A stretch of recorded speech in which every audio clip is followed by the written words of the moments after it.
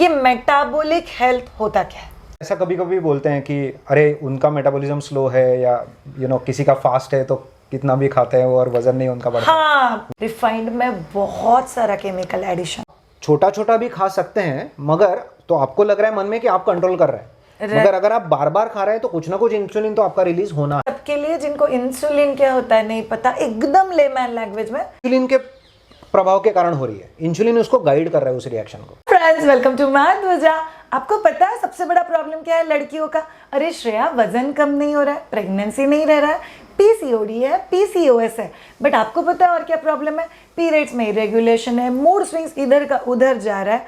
लेकिन ये सबके पीछे अलग अलग डॉक्टर के पास भाग भाग के मैं थक गई हूँ। अरे कोई तो वजह बताओ कि एक बॉडी के अंदर हो क्या रहा है। इसीलिए हम लोग को एक एक्सपर्ट का एडवाइस चाहिए। आपको पता है there is a stream called as metabolic health expert. Shreya थोड़ा हेवी हो रहा है, इजीली बता सकते हो, बहुत इजीली बता सकते हो। आपको पता है इंजीनियरिंग क्या होता है? एक ऐसा इंसान जो नंबर से प्यार करता है। ऐसा ही एक इंसान है मंदार गद्रे, जिनका मैंने इंटरव्यू सुना यूट्यूब पे। He spoke about metabolic health को एक अलग दिया हुआ एंगल। बट एक ऐसा इंसान है जिसका बैकग्राउंड आईटी और इंजीनियरिंग का है। बट मुझे एक चीज़ पता चल गई, जो इंसान नंबर्स के साथ खेलता है वो किसी भी चीज़ को हाथ में लेने के बाद नंबर्स को सोल्यूशन की तरफ लेके जाना और इशू को सोल्यूशन की तरफ लेके जाना, that's the core for them. So आज हम लोग मंदार से जानेंगे women health, obesity, diabetes, PCOD, PCOS, इसका असर प्रेगनेंसी, ब्रेस्ट फीडिंग, हॉर्मोन्स और इन सबके टॉप पे मेंटल हेल्थ और वेट लॉस, इसका एक बहुत कमाल का कनेक्शन। सो आप में से किसी को भी अगर अपना लाइफ बेटर करना है, डॉक्टर प्रशांत देसाई का एक सेंटेंस में यहाँ पे बोलूँगी। बहुत सारे लोग बोलते एक ही ज़िंदगी है जीने के लिए, और वो बोलते एक ही बॉडी है इस ज़िंदगी को जीने के लिए। सो इस बॉडी का अगर आपको ख्याल रखना है, this interview is for you. By the way, मैंने मंदार से कुछ कमाल की बातें सीखी है। First thing, being most genuine in life is important. Second thing, knowledge is as vast as a sea. तुम लोग जितना अंदर उड़ी मारोगे उतना आप लोगों को क्लैरिटी मिलेगा। And third very important thing, किसी भी चीज़ को अगर हम लोग होल हार्टेडली कन्वे करते हैं तो दुनिया और life one at a time करके हम लोग बदल सकते हैं। So very inspiring talk with Mandar. Let's get start.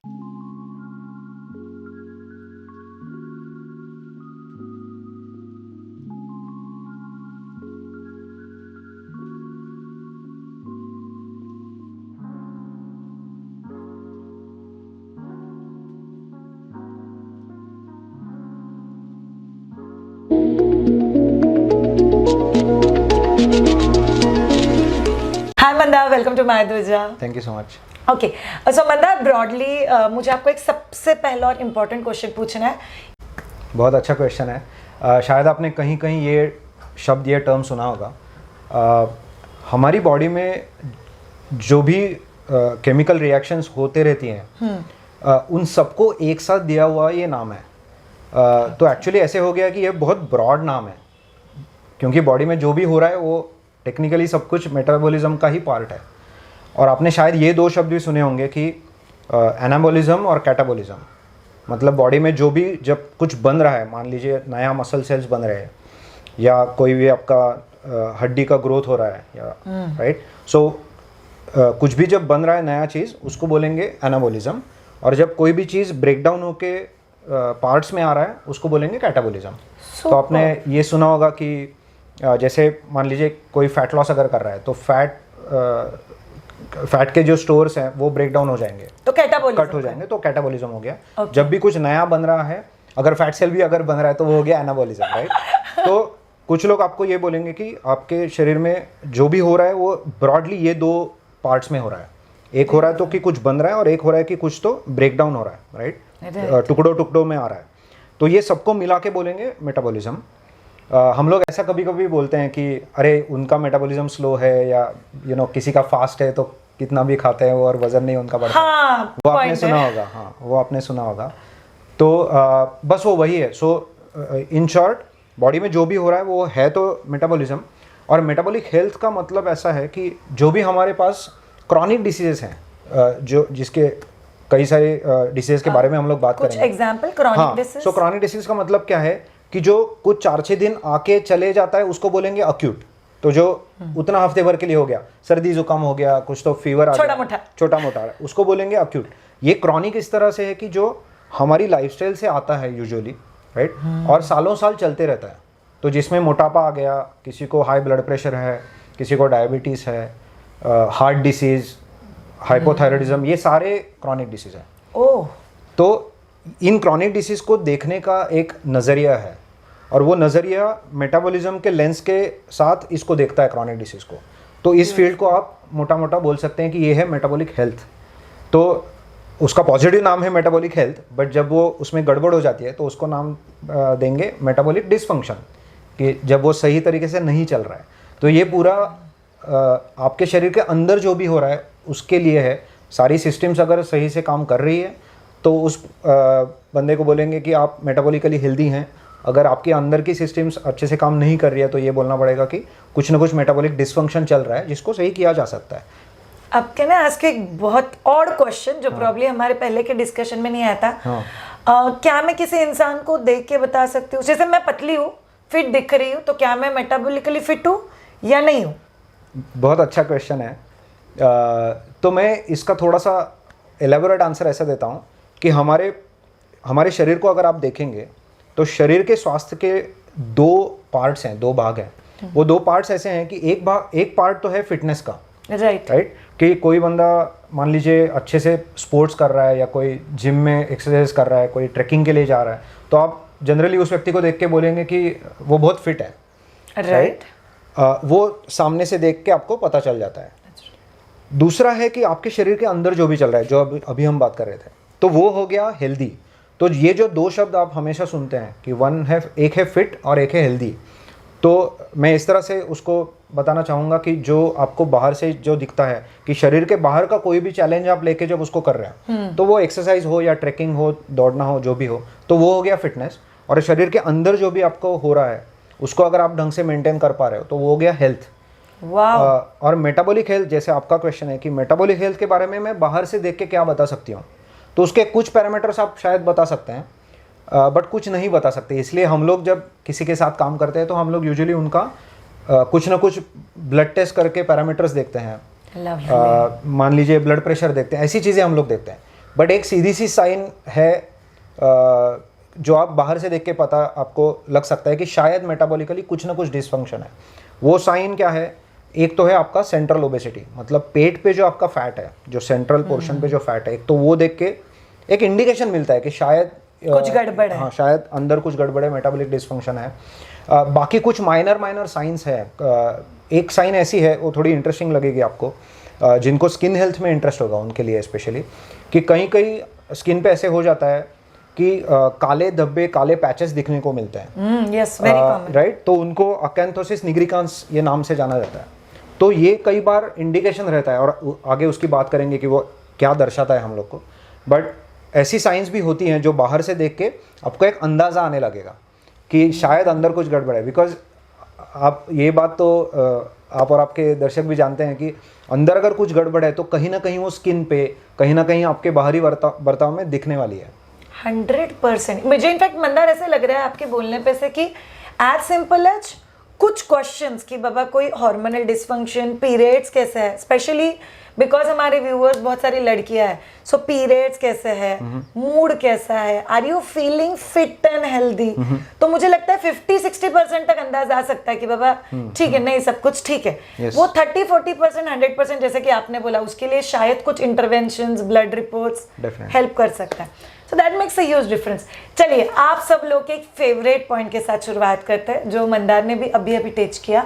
Mandar, ये सेंट्रल ओबेसिटी या मोटापा, इसके मुझे 3 ब्रॉड पर्सपेक्टिव है। आप आपके हिसाब से सीक्वेंस में जाओ।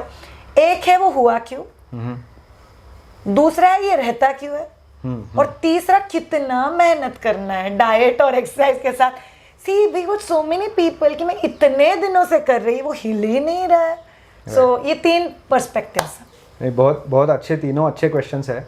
आपका जो तीसरा क्वेश्चन है कि मैं बहुत उसमें काम कर रहा हूँ या कर रही हूँ और वो जा ही नहीं रहा है, वो फैट बिल्कुल हिल नहीं रहा है, तो वो बहुत सही क्वेश्चन है। मैं शायद वहाँ से थोड़ा सा शुरू करना चाहूँगा, क्योंकि वो उसके लिए कि इस वजह से कि हम लोग को कई बार ऐसे लगता है कि आज है 1 जनवरी है, या तो मेरा बर्थडे है, या जो भी है, या तो मैं कुछ शायद आपके दर्शक ऐसे होंगे कि उनको अभी प्रेग्नेंट होने जाना है, तो उनको बोला गया है कि आपको वज़न की तरफ ध्यान, जो भी आपका रीज़न हो, और उस रीज़न को पकड़ के आपने, जैसे वो न्यू ईयर रिजोल्यूशन करते हैं, वैसे आपने बोला हुआ है कि नहीं अभी मैं मेरे शरीर पे मैं काम करने वाली हूँ, वो फैट लॉस करने वाली हूँ, और उनको वो महीने काम करने के बाद भी एक फ्रस्ट्रेशन आता है। उसके लिए मेरा एनालॉजी ऐसा है कि आप कोई भी सिस्टम से अगर उस सिस्टम को जो भाषा समझ में आती है, उसी भाषा में अगर आप बात करेंगे, तो वो सिस्टम आपको फीडबैक भी देगी। कई बार ऐसे हो रहा है कि मान लीजिए कि मेरे शरीर को, मान लीजिए हिंदी समझ में आती है और मैं कुछ पता नहीं चाइनीज़ में उससे बात कर रहा हूँ, तो मेरा फ्रस्ट्रेशन बढ़ते ही जाएगा, और बॉडी तो बदलेगी नहीं, वो तो बदलेगी नहीं, राइट। तो हमें पहले ये बात समझनी पड़ेगी कि हमारे शरीर की भाषा क्या है, और स्पेसिफिकली जो मेटाबॉलिक हेल्थ की हमने बात की, जो अंदरूनी हमारा स्वास्थ्य है, उसकी भाषा क्या है। तो उसकी पूरी भाषा ये बायोकेमिस्ट्री की भाषा है, राइट। तो हमारा नज़रिया ऐसे होना चाहिए कि मैं अगर बायोकेमिस्ट्री के साथ उसको लेके मैं अगर मेरे शरीर से इंटरेक्ट करता हूँ, तो मेरे शरीर को वो समझ में आता है, क्योंकि उसको तो नहीं पता कि आपने 1 जनवरी को या आपके बर्थडे पे डिसाइड किया है कि मैं अभी मोटापा कम करूँ, उसको नहीं पता है। तो उसको उसी भाषा में उससे बात करनी पड़ेगी। सिंपल एनालॉजी ऐसा है कि आपके सामने जो भी लैपटॉप है, स्मार्टफोन है, तो उनको सॉफ्टवेयर की भाषा समझ में आती है। उस पर वायरस आता है तो आप उसको हल्दी नहीं लगा सकते, बिकॉज उसको केमिस्ट्री की भाषा नहीं समझ में आती। तो जिस भी सिस्टम्स को जो भी भाषा समझ में आती है, उससे बात करेंगे। आज थोड़ा सा ये सीख सकते हैं हम लोग कि फिर ठीक है, अगर ये सच है तो उस भाषा में उससे बात कैसे करनी है और उसको कैसे मोड़ना है, ताकि जो भी आपको रिजल्ट चाहिए और हेल्दी वे में चाहिए, वो बॉडी आपकी दे सके। और फिर तो ये हो गया आपका 3rd पॉइंट कि जो फ्रस्ट्रेशन है कि मैं क्यों आ रहा है, तो वो फ्रस्ट्रेशन मेरे हिसाब से इसलिए आ रहा है कि बॉडी को हिंदी समझ में आती है और शायद आप उसको चाइनीज़ में बता रहे हैं, ठीक है। अगर आप हिंदी में ही बताएंगे तो उसको समझ में आ जाएगा, ठीक है। तो वह आपकी गलती नहीं है, मैं आपको बताने वाला हूँ आज की उसके साथ बात कैसे करें। ये बेसिकली हमको चाइनीज से लेके वापस बायोकेमिस्ट्री वाली भाषा सिखा के जाएंगे आज। यस, ठीक है। तो फिर आते हैं आपके पहले क्वेश्चन पे कि ये मोटापा क्यों पैदा भी होता है, क्यों शुरू होता है। तो sorry to cut you Mandar, but आप जो बोल रहे हो वो सिर्फ लड़कियों के लिए एप्लीकेबल रहेगा या इंसान के लिए? पहले हम ऐसा करते हैं, उसको 2 भागों में करेंगे, 2 पार्ट्स में करेंगे। पहले तो एक ब्रॉड बायोकेमिस्ट्री देखेंगे जो लड़कियों का लड़कों का दोनों सबको मोटापा क्यों है, और फिर थोड़ा सा स्पेसिफिकली लड़कियों के बारे में थोड़ा सा और डिटेल्स उसके बताएं, ठीक है। सो एक जो ब्रॉडली है, जो आपको सबको हेल्प करेगा, वो पहले बार। तो अभी ऐसा देखते हैं हम लोग कि मैं जिम भी चलाता हूँ, तो क्लियरली मेरे पास हर हफ्ते ऐसे लोग आते हैं जो बोलते हैं कि हमारे घर में जो छोटे बच्चे हैं उनकी हाइट बढ़ रही है, और जो भी बड़े हैं वो ऐसे उनकी साइज ऐसे बढ़ रही है, राइट। उनकी ब्रेड्थ बढ़ रही है, बच्चों की लेंथ बढ़ रही है, इनकी ब्रेड्थ बढ़ रही है। तो वो रोकने के लिए लोग मेरे पास आते हैं। तो मैं उनको बोलता हूँ कि प्रॉब्लम तो मैं आपका समझ रहा हूँ, बट उसके पीछे एक थोड़ा सा एक बड़ा पिक्चर है, राइट। और जब आप वो बड़े पिक्चर को समझ लेंगे, तो ना कि सिर्फ आपको उस मोटापे का आंसर मिल जाएगा, बट आपको बाकी भी कई सारी चीज़ों का, जो भी क्रॉनिक डिसीज़ के बारे में हम लोग बात कर रहे थे, उनमें से कई सारी चीज़ों का एक आंसर आपको मिल जाएगा कि जो आपको लगेगा कि बात 80-90% मेरे कंट्रोल में है अब, क्योंकि मैं समझ रही हूँ कि ये क्यों हो रहा है। तो उसको थोड़ा सा समझेंगे। तो थोड़ा सा हम लोग थोड़ा सा बायोकेमिस्ट्री में जाएंगे, मान लीजिए 10 मिनट के लिए। अगर आपको ये समझ में आ गया ढंग से, तो आप बाकी के कनेक्शंस उसमें से समझ जाएंगे और आपको सही जगह पे अटैक करना समझ में आ जाएगा। तो फिर वो आसान हो जाएगा आपके लिए। तो उसके लिए थोड़ा सा ये देखते हैं कि अभी हमने बात की कि अगर हमारा शरीर पूरा बायोकेमिस्ट्री पे चल रहा है, तो मतलब ऐसा है कि हर मिनट हमारे शरीर में कई सारी केमिकल रिएक्शन हो रही है, सिंपल भाषा, राइट। और वो अगर करेक्टली हो रही है तो हमारा शरीर पूरे दिन भर के या पूरे हफ्ते के, महीनों के, सालों के अच्छे से रिदम से पूरे जाते रहता है, right, in a healthy way. तो होगा यूँ कि इन रिएक्शंस को किसी को बताना पड़ेगा कि अभी ये फलाना रिएक्शन अभी शुरू होना चाहिए, या वो वाला रिएक्शन अभी थोड़ा स्लो डाउन होना चाहिए, ये उसको बताना पड़ेगा। ये बिल्कुल वैसे ही है कि जैसे मान लीजिए कि अगर आपके घर के बगल में कुछ कंस्ट्रक्शन हो रहा है, बिल्डिंग पे काम चल रहा है, तो वहाँ पे कोई एक कॉन्ट्रैक्टर रहता है जो वो वर्कर्स को बोल रहा है कि अभी अच्छा यहाँ से ईंटें आप उठाइए, या ये अभी आज ये वॉल हम लोग को कंस्ट्रक्ट करना है, राइट। तो वो ऑर्डर दे रहा है। तो वैसी ही ऑर्डर हमारे शरीर में किसी को तो देनी पड़ती है। तो ये जो ऑर्डर देने का काम है वो हमारे हार्मोन्स करते हैं। अभी हार्मोन्स तो आप बार बार सुनते हो, तो आपको तो पता है कि हम लोग कभी चाय पे कॉफ़ी पे दोस्तों से बात करते करते बोल देते हैं कि अरे हाँ उसको ना हार्मोनल प्रॉब्लम्स है, और वहाँ पे डिस्कशन रुक जाता है बिकॉज हम लोग उसको कैसे इंटरप्रेट करते हैं कि अच्छा हार्मोनल प्रॉब्लम है मतलब कुछ हो नहीं सकता। तो आज जो जिन हार्मोनल प्रॉब्लम की मैं बात करने वाला हूँ वो ऐसे प्रॉब्लम्स है जिस पर आप कुछ कर सकते हैं, ठीक है। तो ऐसे हार नहीं मानिए, यू कैन फिक्स इट। तो अभी अगर ये हार्मोन्स अगर आपको बता रहे हैं कि कौन सी रिएक्शन कब होनी चाहिए, तो ये थोड़ा सा एक ऑर्डर आ रहा है हार्मोन्स के पास से, और वो जो भी सिस्टम है जिनको पता है कि उस हार्मोन की बात सुननी है वो सिस्टम्स अपने काम में लग जा रहा है। तो ये बेसिक फंक्शन अपनी हार्मोन्स का और बायोकेमिस्ट्री का हो रहा है। अभी मज़ा देखिए कि नॉर्मली हार्मोन्स का काम कैसे होगा कि हार्मोन्स का जो लेवल होता है वो ऐसे एक कांस्टेंट नहीं रहता है, वो लेवल भी ऊपर नीचे जाता है। वो आपको पता है एक्चुअली, राइट, कि हार्मोन का लेवल ऊपर आता है नीचे आता है, आपको रफली पता है। तो मान लीजिए कि ऐसा है कि जब उस हार्मोन से जो केमिकल रिएक्शंस होनी चाहिए वो अभी तो मान लीजिए कि उनका काम अभी नहीं है, तो वो हार्मोन क्या करता है, वो एक सिंपल लो लेवल पे रहता है, ठीक है। कुछ काम नहीं है अपना, उसको अभी काम नहीं है, निचली लेवल पे वो है। अभी जब सही वक्त आएगा तो वो हार्मोन क्या करता है कि वो हार्मोन का प्रोपोर्शन बढ़ते जाता है हमारे खून में, हमारे बॉडी में, ठीक है। तो उसकी मात्रा बढ़ती रही। अब ये बढ़ने वाली जो मात्रा है उसी को ये वो सिस्टम, जो भी सिस्टम को पता है कि उस हार्मोन की बात सुननी है, तो वो सिस्टम क्या करेगी कि वो बढ़े हुए लेवल को देख के बोलेगी अच्छा मुझे मेरी ऑर्डर अभी मिल गई है, अभी मैं काम चालू करें, राइट। तो जैसे आपके कॉन्ट्रैक्टर ने उस वर्कर्स को बोला है कि चलो अभी ये ईंटें उठाओ यहाँ से, तो वैसी ऑर्डर के मैं बात कर रहा हूँ। और बॉडी क्या करेगी, अगर हार्मोन की लेवल बढ़ गई, वो ऑर्डर मिल गई, अगर वो काम होना शुरू हो गया, तो बॉडी में एक टाइप का एक फीडबैक रहता है कि वो काम शुरू हो गया, दिख रहा है, तो हार्मोन अभी नीचे आ सकता है बिकॉज ऑर्डर देके हो गया, काम शुरू हो गया, अभी हार्मोन का काम नहीं है ऊपर रहने का, राइट, तो हार्मोन नीचे आ जाएगा। तो ऐसे सिंपल पैटर्न में कि हार्मोन लो है, फिर ऊपर आया, काम बोल दिया, काम होने लगा, फिर हार्मोन वापस नीचे आ गया। ये नेचुरली हमारी बॉडी में होना चाहिए। अभी ये हो गया नॉर्मल फंक्शन, तो ये हो गया हर किसी हेल्दी आदमी में ये होना चाहिए, आदमी में, औरत में। अभी आप ऐसा देखिए कि आपके बगल में अगर वही कंस्ट्रक्शन का साइट है और सुबह से आप देख रहे हैं कि वो कॉन्ट्रैक्टर चिल्लाया जा रहा है, तो आपको पता है कि कुछ तो गड़बड़ है वहाँ पे। हाँ, कोई काम नहीं कर रहा है, सुन नहीं रहा है, हो नहीं रहा है, कुछ तो गड़बड़ है, राइट। तो अगर ऐसा हो गया कि बॉडी को क्या एक्सपेक्टेड नहीं है कि अगर हार्मोन का लेवल बढ़ गया है और अगर ऊपर का ऊपर ही रह गया, तो ये बॉडी को एक्सपेक्टेड नहीं है, मतलब आपको वो दिखा रहा है कि कुछ तो अंदर गड़बड़ है, राइट। तो हार्मोन का लेवल अगर बढ़ गया, अभी आप देखिए वो सिस्टम के लिए कैसा हो गया कि ऑर्डर मिला, अच्छा एक बार मिला, दो बार मिला, मिलते ही गया, क्योंकि हार्मोन का लेवल तो हाई का हाई है, राइट। तो कोई अगर मुझे बोल रहा है कि भाई तू ये कर कर कर, अगर बार बार बोलेगा, रोज रोज बोलेगा, तो थोड़े दिन के बाद क्या हो जाएगा कि मैं उस बंदे को इग्नोर कर दूंगा, मैं वो ऑर्डर सुनूंगा नहीं ढंग से, या तो पार्शली सुनूंगा।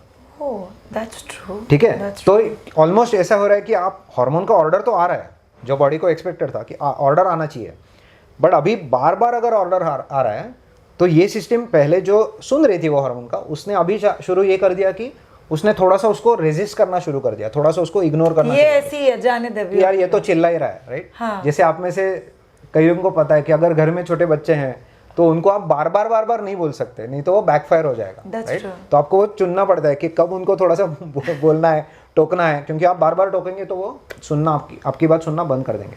तो वैसे ही कुछ बॉडी में हो रहा है, राइट। और ये बाय द वे ये वैसी गलत बात नहीं है, बिकॉज ये प्रोटेक्टिव मैकेनिज्म है किसी भी बायोलॉजिकल सिस्टम का। तो आप ब्रॉडली ऐसा देखिए कि ये सिर्फ हमारे शरीर में नहीं हो रहा है, ये हर जगह हो रहा है बायोलॉजिकल सिस्टम में, कि कोई भी हाई सिग्नल अगर परसिस्टेंटली आ रहा है तो किसी भी बायोलॉजिकल सिस्टम का उसके लिए आंसर क्या है कि उसको रेजिस्ट किया जाए, उसको उतना रिस्पॉन्ड नहीं करना है, ये उनके सर्वाइवल के लिए। आप जब किसी भी बिजी ट्रेन स्टेशन पे जाते हैं, एयरपोर्ट पे जाते हैं, बहुत सारा शोर है उधर, तो पहले 20-30 मिनट आपका ब्रेन भी धीरे धीरे करके वो नॉइज़ को ट्यून आउट कर देता है। हाँ, फिर असर होना बंद हो जाता है, फिर आप फ़ोन पे बात कर पाएंगे, आप शायद वहाँ पे क्विकली थोड़ा सा नैप भी कर लेंगे, अगर किसी को सोना है तो वो नैप भी कर लेंगे। तो मतलब ऐसा है कि आप कंसिस्टेंट हाई सिग्नल को कैसे ट्यून आउट करते हैं, तो वही हो रहा है बॉडी में। और इसके ये स्टोरी यहीं रुकता नहीं है। एक तो ये हो गया कि हार्मोन है मगर काम नहीं हो रहा है, एक तो ये प्रॉब्लम हो गया, और दूसरा ये होता है कि फिर बॉडी को लगता है कि यार हार्मोन तो हमने प्रोड्यूस किया, काम तो नहीं हो रहा है। तो वो जो फीडबैक की मैं बात कर रहा था, वो फीडबैक में समझ में आता है कि बॉडी को लगता है कि शायद ये हार्मोन का लेवल कम हो गया या कम पड़ रहा है, इनफ नहीं है। अगर वो काफ़ी नहीं है तो बॉडी क्या करेगा कि वो हार्मोन के लेवल को बढ़ाएगा। तो हार्मोन का लेवल था, उसको रेजिस्टेंस भी आ गया था, अभी वो और चिल्ला के बात करेगा, फिर रेजिस्टेंस तो और आएगा। That's true. जैसे अगर कोई सालों साल, अगर मान लीजिए कोई चिड़चिड़ा पेरेंट है घर में, और वो सालों साल बच्चों के पीछे उनको टोक रहा है, तो आपको पता है कि वो बच्चे उस पेरेंट के साथ कैसा बर्ताव करते हैं। या किसी कंपनी में ऐसा बॉस है कि ये तो हमेशा ही चिल्लाते, तो एम्प्लॉयज को पता होता है कि यार सर तो हमेशा चिल्लाते हैं, वो ठीक है जाने दो, हम हमारा करते हैं जो भी करना है। That's true. तो वैसे ही होते रहता है। तो आप ये मजे की बात देखिए कि कोई भी हार्मोन का ये हाई लेवल और उससे आने वाला ये रेजिस्टेंस, ये अभी एक साथ ही आते हैं। ये इनसेपरेबल पेयर हो गया। ये जो जोड़ी है इनकी, ये टूटती नहीं है। ये जय वीरू हो गए, मगर ये विलन जय वीरू हो गया, बिकॉज ये नहीं चाहिए। हाँ, अच्छे नहीं है, ये अच्छे वाले नहीं है, ये विलन वाले जय वीरू है। और एक आया तो दूसरा आता है, मतलब इनको कभी सेपरेट नहीं किया जा सकता। और दूसरा क्या कि वो एक दूसरे को मदद करके ये कंपटीशन वर्सन होते जाता है।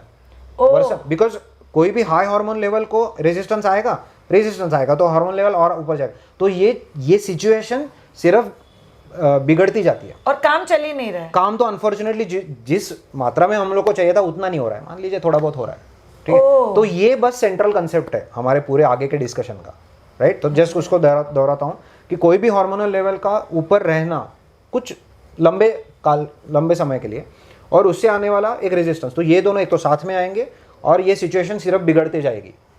तो ये इसमें अटक जाते हैं हम लोग, और या तो हमारी बॉडी। तो अभी ये थोड़ा ऐसा करते हैं कि इस पूरी कहानी को थोड़ा आगे बढ़ाते हैं कि एक हार्मोन का एग्जांपल लेंगे। हाँ राइट, मैं अभी इनफैक्ट आपको वही बोलना चाहिए कि हम लोग किसी हार्मोन का एग्जांपल लेते हैं। Might be PCOS, might be मोटापा, आपको जो ठीक लगता है। तो एक हार्मोन का एग्जांपल लेंगे और उससे थोड़ा सा ये देखेंगे कि कैसे हो रहा है इसको। That's true, right. तो वो हार्मोन है इंसुलिन। तो इंसुलिन हमारी बॉडी में, जैसे आपको पता है कि बहुत क्रिटिकल हार्मोन है, राइट। कुछ लोग उसको मास्टर हार्मोन भी बोल देते हैं, कुछ मास्टर हार्मोन और भी हैं, बट उसको बोल सकते हो आप, क्योंकि कई सारी अलग अलग केमिकल रिएक्शंस और अलग अलग प्रोसेसेस को इंसुलिन इन्फ्लुएंस करता है। इनफैक्ट वो इतनी ज़्यादा है कि ये शायद कहना एग्जैजरेशन नहीं होगा कि हमारी बॉडी में वर्चुअली ऐसी कोई पार्ट या कोई सेल ऐसी नहीं है कि जो इंसुलिन के साथ कुछ ना कुछ रिलेशन नहीं रखती है, कुछ ना कुछ इंटरेक्शन नहीं रखती है। ऐसा वर्चुअली कोई सोशल इंसान है। हाँ, एकदम इंसुलिन सोशल हार्मोन है, राइट। तो हर जगह आपके बॉडी में उसका इंपॉर्टेंस है। ओके, आप सबके लिए जिनको इंसुलिन क्या होता है नहीं पता, एकदम लेमैन लैंग्वेज में, तुम लोगों ने सुना है कि किसी का शुगर बढ़ गया, किसी को डायबिटीज है, किसी के बॉडी में शुगर एकदम नॉर्मल है, डाइजेशन बहुत अच्छे से हो रहा है, सब कुछ अच्छे से अपनी अपनी जगह पे काम कर रहा है। ऐसा एक मेजर मास्टर हार्मोन होता है जिसको इंसुलिन कहता है। बॉडी में एक पैनक्रियाज नाम का ऑर्गन होता है जो स्पेसिफिकली इस हार्मोन को रिलीज करता है। अभी आगे obviously Mandar will tell, but जैसे मंदार ने बोला, एक चीज है जो उस हार्मोन को ऊपर भेजेगी, कुछ तो भी काम को वो शुरू करेगा और फिर वो हार्मोन वापस नीचे आ जाना चाहिए, ये एक्सपेक्टेड। सो ये बेसिकली इंसुलिन है आप सबके लिए। अभी एक काम करते हैं, जैसे अभी आपने बोला कि डायबिटीज में इंसुलिन का एक रोल है, राइट। तो शायद वहाँ से शुरू करते हैं, क्योंकि आप में से कई आपके दर्शकों को डायबिटीज पता है, एज अ डिसीज आपको पता है। तो अभी देखिए कि इंसुलिन के कई सारे काम हैं जिसमें शायद सबसे फेमस काम डायबिटीज़ का है, राइट, या डायबिटीज़ के रिलेशन में उसका काम शायद सबसे फेमस है। तो आप सबको ये पता है कि हमारे सबके खून में जो शुगर की लेवल रहती है, मोर स्पेसिफिकली जो ग्लूकोज की लेवल रहती है, वो एक हाई और लो ऐसे बैंड में मेंटेन की जाती है, राइट। उसका एक हाई लेवल रहता है, लो लेवल रहता है। हमारा शरीर पूरा एफर्ट करेगा कि इस बीच में आपकी शुगर की लेवल होनी चाहिए, एक के लो भी नहीं जाने देगा और उसको हाई जाने देगा। तो क्या होता है वो मैं बताता हूँ। जब आप खाना खाएंगे तो नेचुरली इस हाई के ऊपर आपकी शुगर जा सकती है, विच इज़ ओके। तो उस शुगर को हाई रखने से ऐसा होता है कि कई सारी अनवांटेड रिएक्शंस होने वाली है, कई सारी ऐसी रिएक्शंस बॉडी में हो सकती है जिसको आप ग्लाइकेशन के नाम से शायद सुने होंगे उसके बारे में। तो वो ग्लाइकेशन याद तो नहीं होना चाहिए, पहली बात। दूसरी बात ये भी है उसी के साथ कि ये जो ग्लूकोज है एक्स्ट्रा जो आया हुआ है खून में, जो आया हुआ है, जो अभी एक्स्ट्रा है क्योंकि हाई लेवल के ऊपर है, उसी को फ्यूल के तौर पे हमारी सेल्स यूज़ कर सकती है। तो वो सेल्स के लिए फ्यूल बन सकता है। तो एक स्मार्ट मैकेनिज्म हमारी बॉडी में है, जैसे आप अभी बोल रहे थे कि आपके पैंक्रियास से वो रिलीज होगा इंसुलिन, और इंसुलिन ये ग्लूकोज मॉलिक्यूल्स को आपके सेल्स तक पहुंचाएगा। क्यों रिलीज होगा लेकिन ये? हाँ, तो वो उसका रीज़न वही दोनों फोल्ड्स है कि एक तो उसको बॉडी को एक स्पेसिफिक लिमिट के बियॉन्ड शुगर नहीं चाहिए, क्योंकि एक तो गलत रिएक्शंस भी हो जाएंगी, और दूसरी बात वो उस ग्लूकोज को हम लोग यूज़ भी कर सकते हैं। और ये ग्लूकोज सेल्स में अपने आप एंटर नहीं कर सकता, उसके लिए एक उसके उसको पार्टनर की ज़रूरत होती है उसको वहाँ तक ले जाने के लिए। तो आप ऐसा भी उसके बारे में सोच सकते हो कि अगर आपके सारे जो ब्लड वेसल्स हैं, राइट, खून के सारे वेसल्स हैं, वो अगर रास्तों जैसे हैं, तो किसी ने उसमें आके ग्लूकोज के ये पैकेजेस डाल दिए रास्ते में, तो आपको ये डिलीवरी ड्राइवर्स लगेंगे कि जो पहुंचाएंगे आपके सेल्स तक उस ग्लूकोज के पैकेजेस को। तो ग्लूकोज के पैकेजेस को घर तक पहुंचाने वाले ये डिलीवरी ड्राइवर्स है जिनका नाम है इंसुलिन। तो ये पैकेजेस अपने आप तो चल के जा नहीं सकते, राइट, घरों में। तो ये जैसे आपके जो भी आप लोग ऑनलाइन शायद मंगवाते हो कुछ, तो जैसा आपको वो ड्राइवर डिलीवरी पर्सन लेके आते हैं, तो वैसे ही डिलीवरी पर्सन, तो इंसुलिन डिलीवरी पर्सन का एक काम करता है ग्लूकोज को डिलीवर करने के लिए।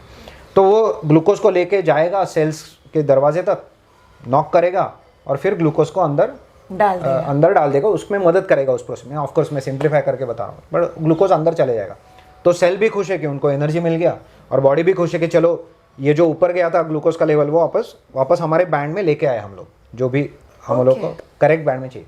अभी ये हो गया तो पूरा हमारा जो नॉर्मल हेल्दी स्टेट है। नहीं, बट मंदार यहाँ पे एक क्वेश्चन है। सो मैं सिर्फ समझने की कोशिश कर रही हूँ, मैंने खाना खाया, वो अंदर डाइजेस्ट हुआ, खाना जैसे अंदर डाइजेस्ट होना शुरू हो गया, मेरे पैनक्रियाज ने बोला अरे चलो चलो अभी ये ग्लूकोज रिलीज होगा, तो ग्लूकोज को काम करने के लिए चलो चलो इंसुलिन आप बढ़ जाओ।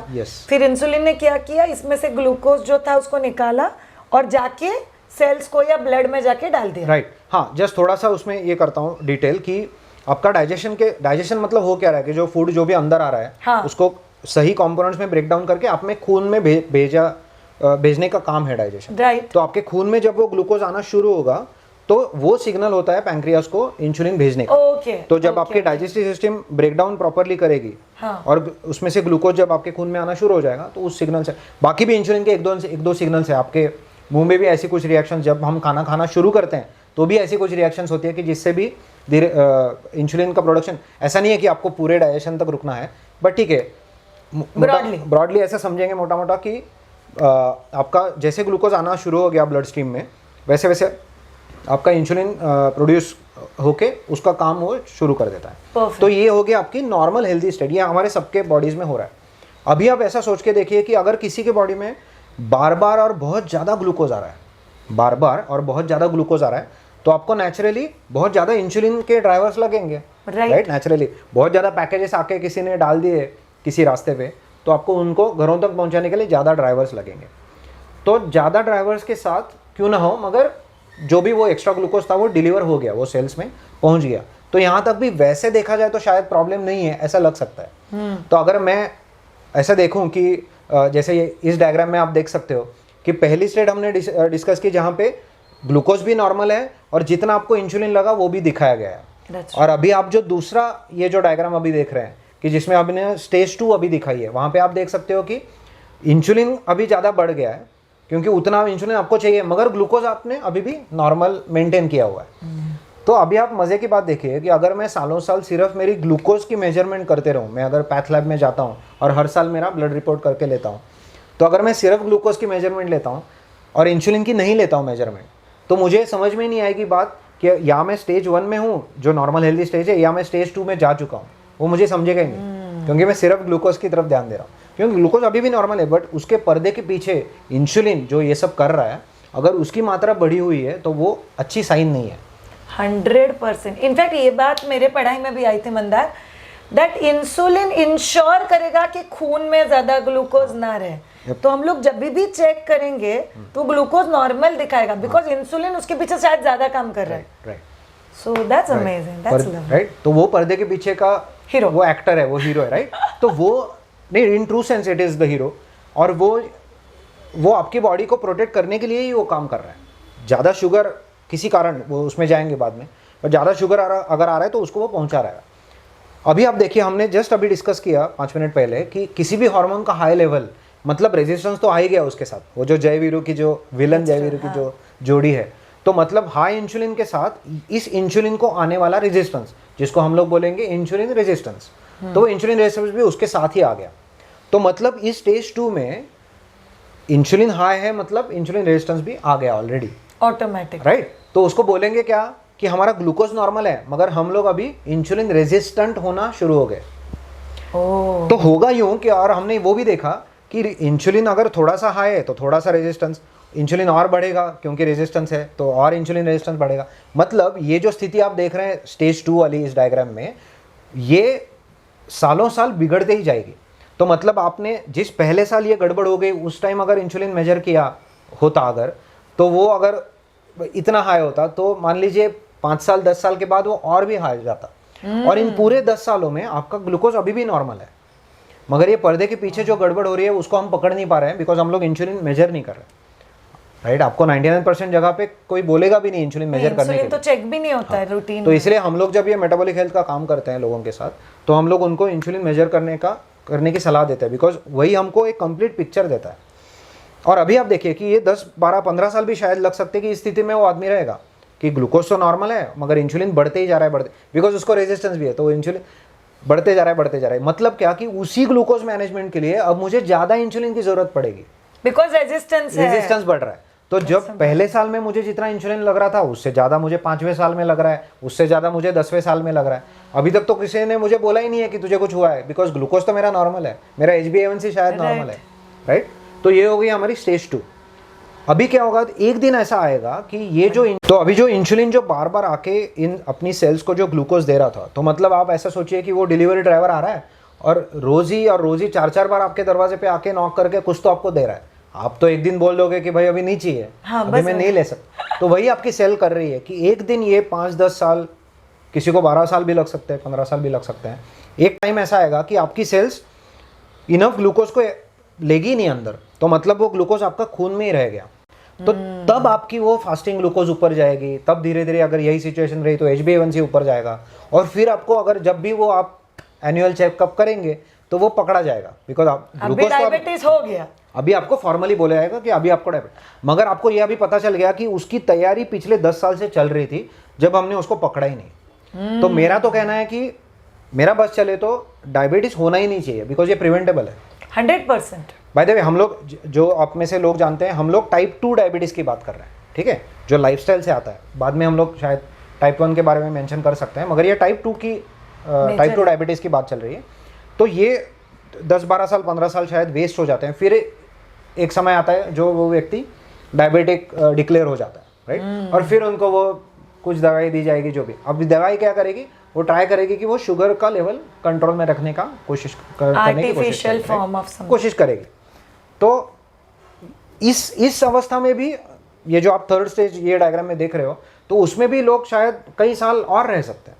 तो मान लीजिए स्टेज 2 और स्टेज 3 अगर आपने टोटल अगर देखा तो ऐसे हो सकता है कि कोई व्यक्ति 25-30 साल उस अवस्था में है कि जब उनका इंसुलिन तो बढ़ते ही जा रहा है, किसी का 15-20 साल में भी ऐसे बढ़ सकता है जल्दी, किसी का थोड़ा सा स्लोली बढ़ेगा, बट मोटा मोटा आप देख लीजिए कि बहुत सारा इंसुलिन आपकी बॉडी प्रोड्यूस कर रही है।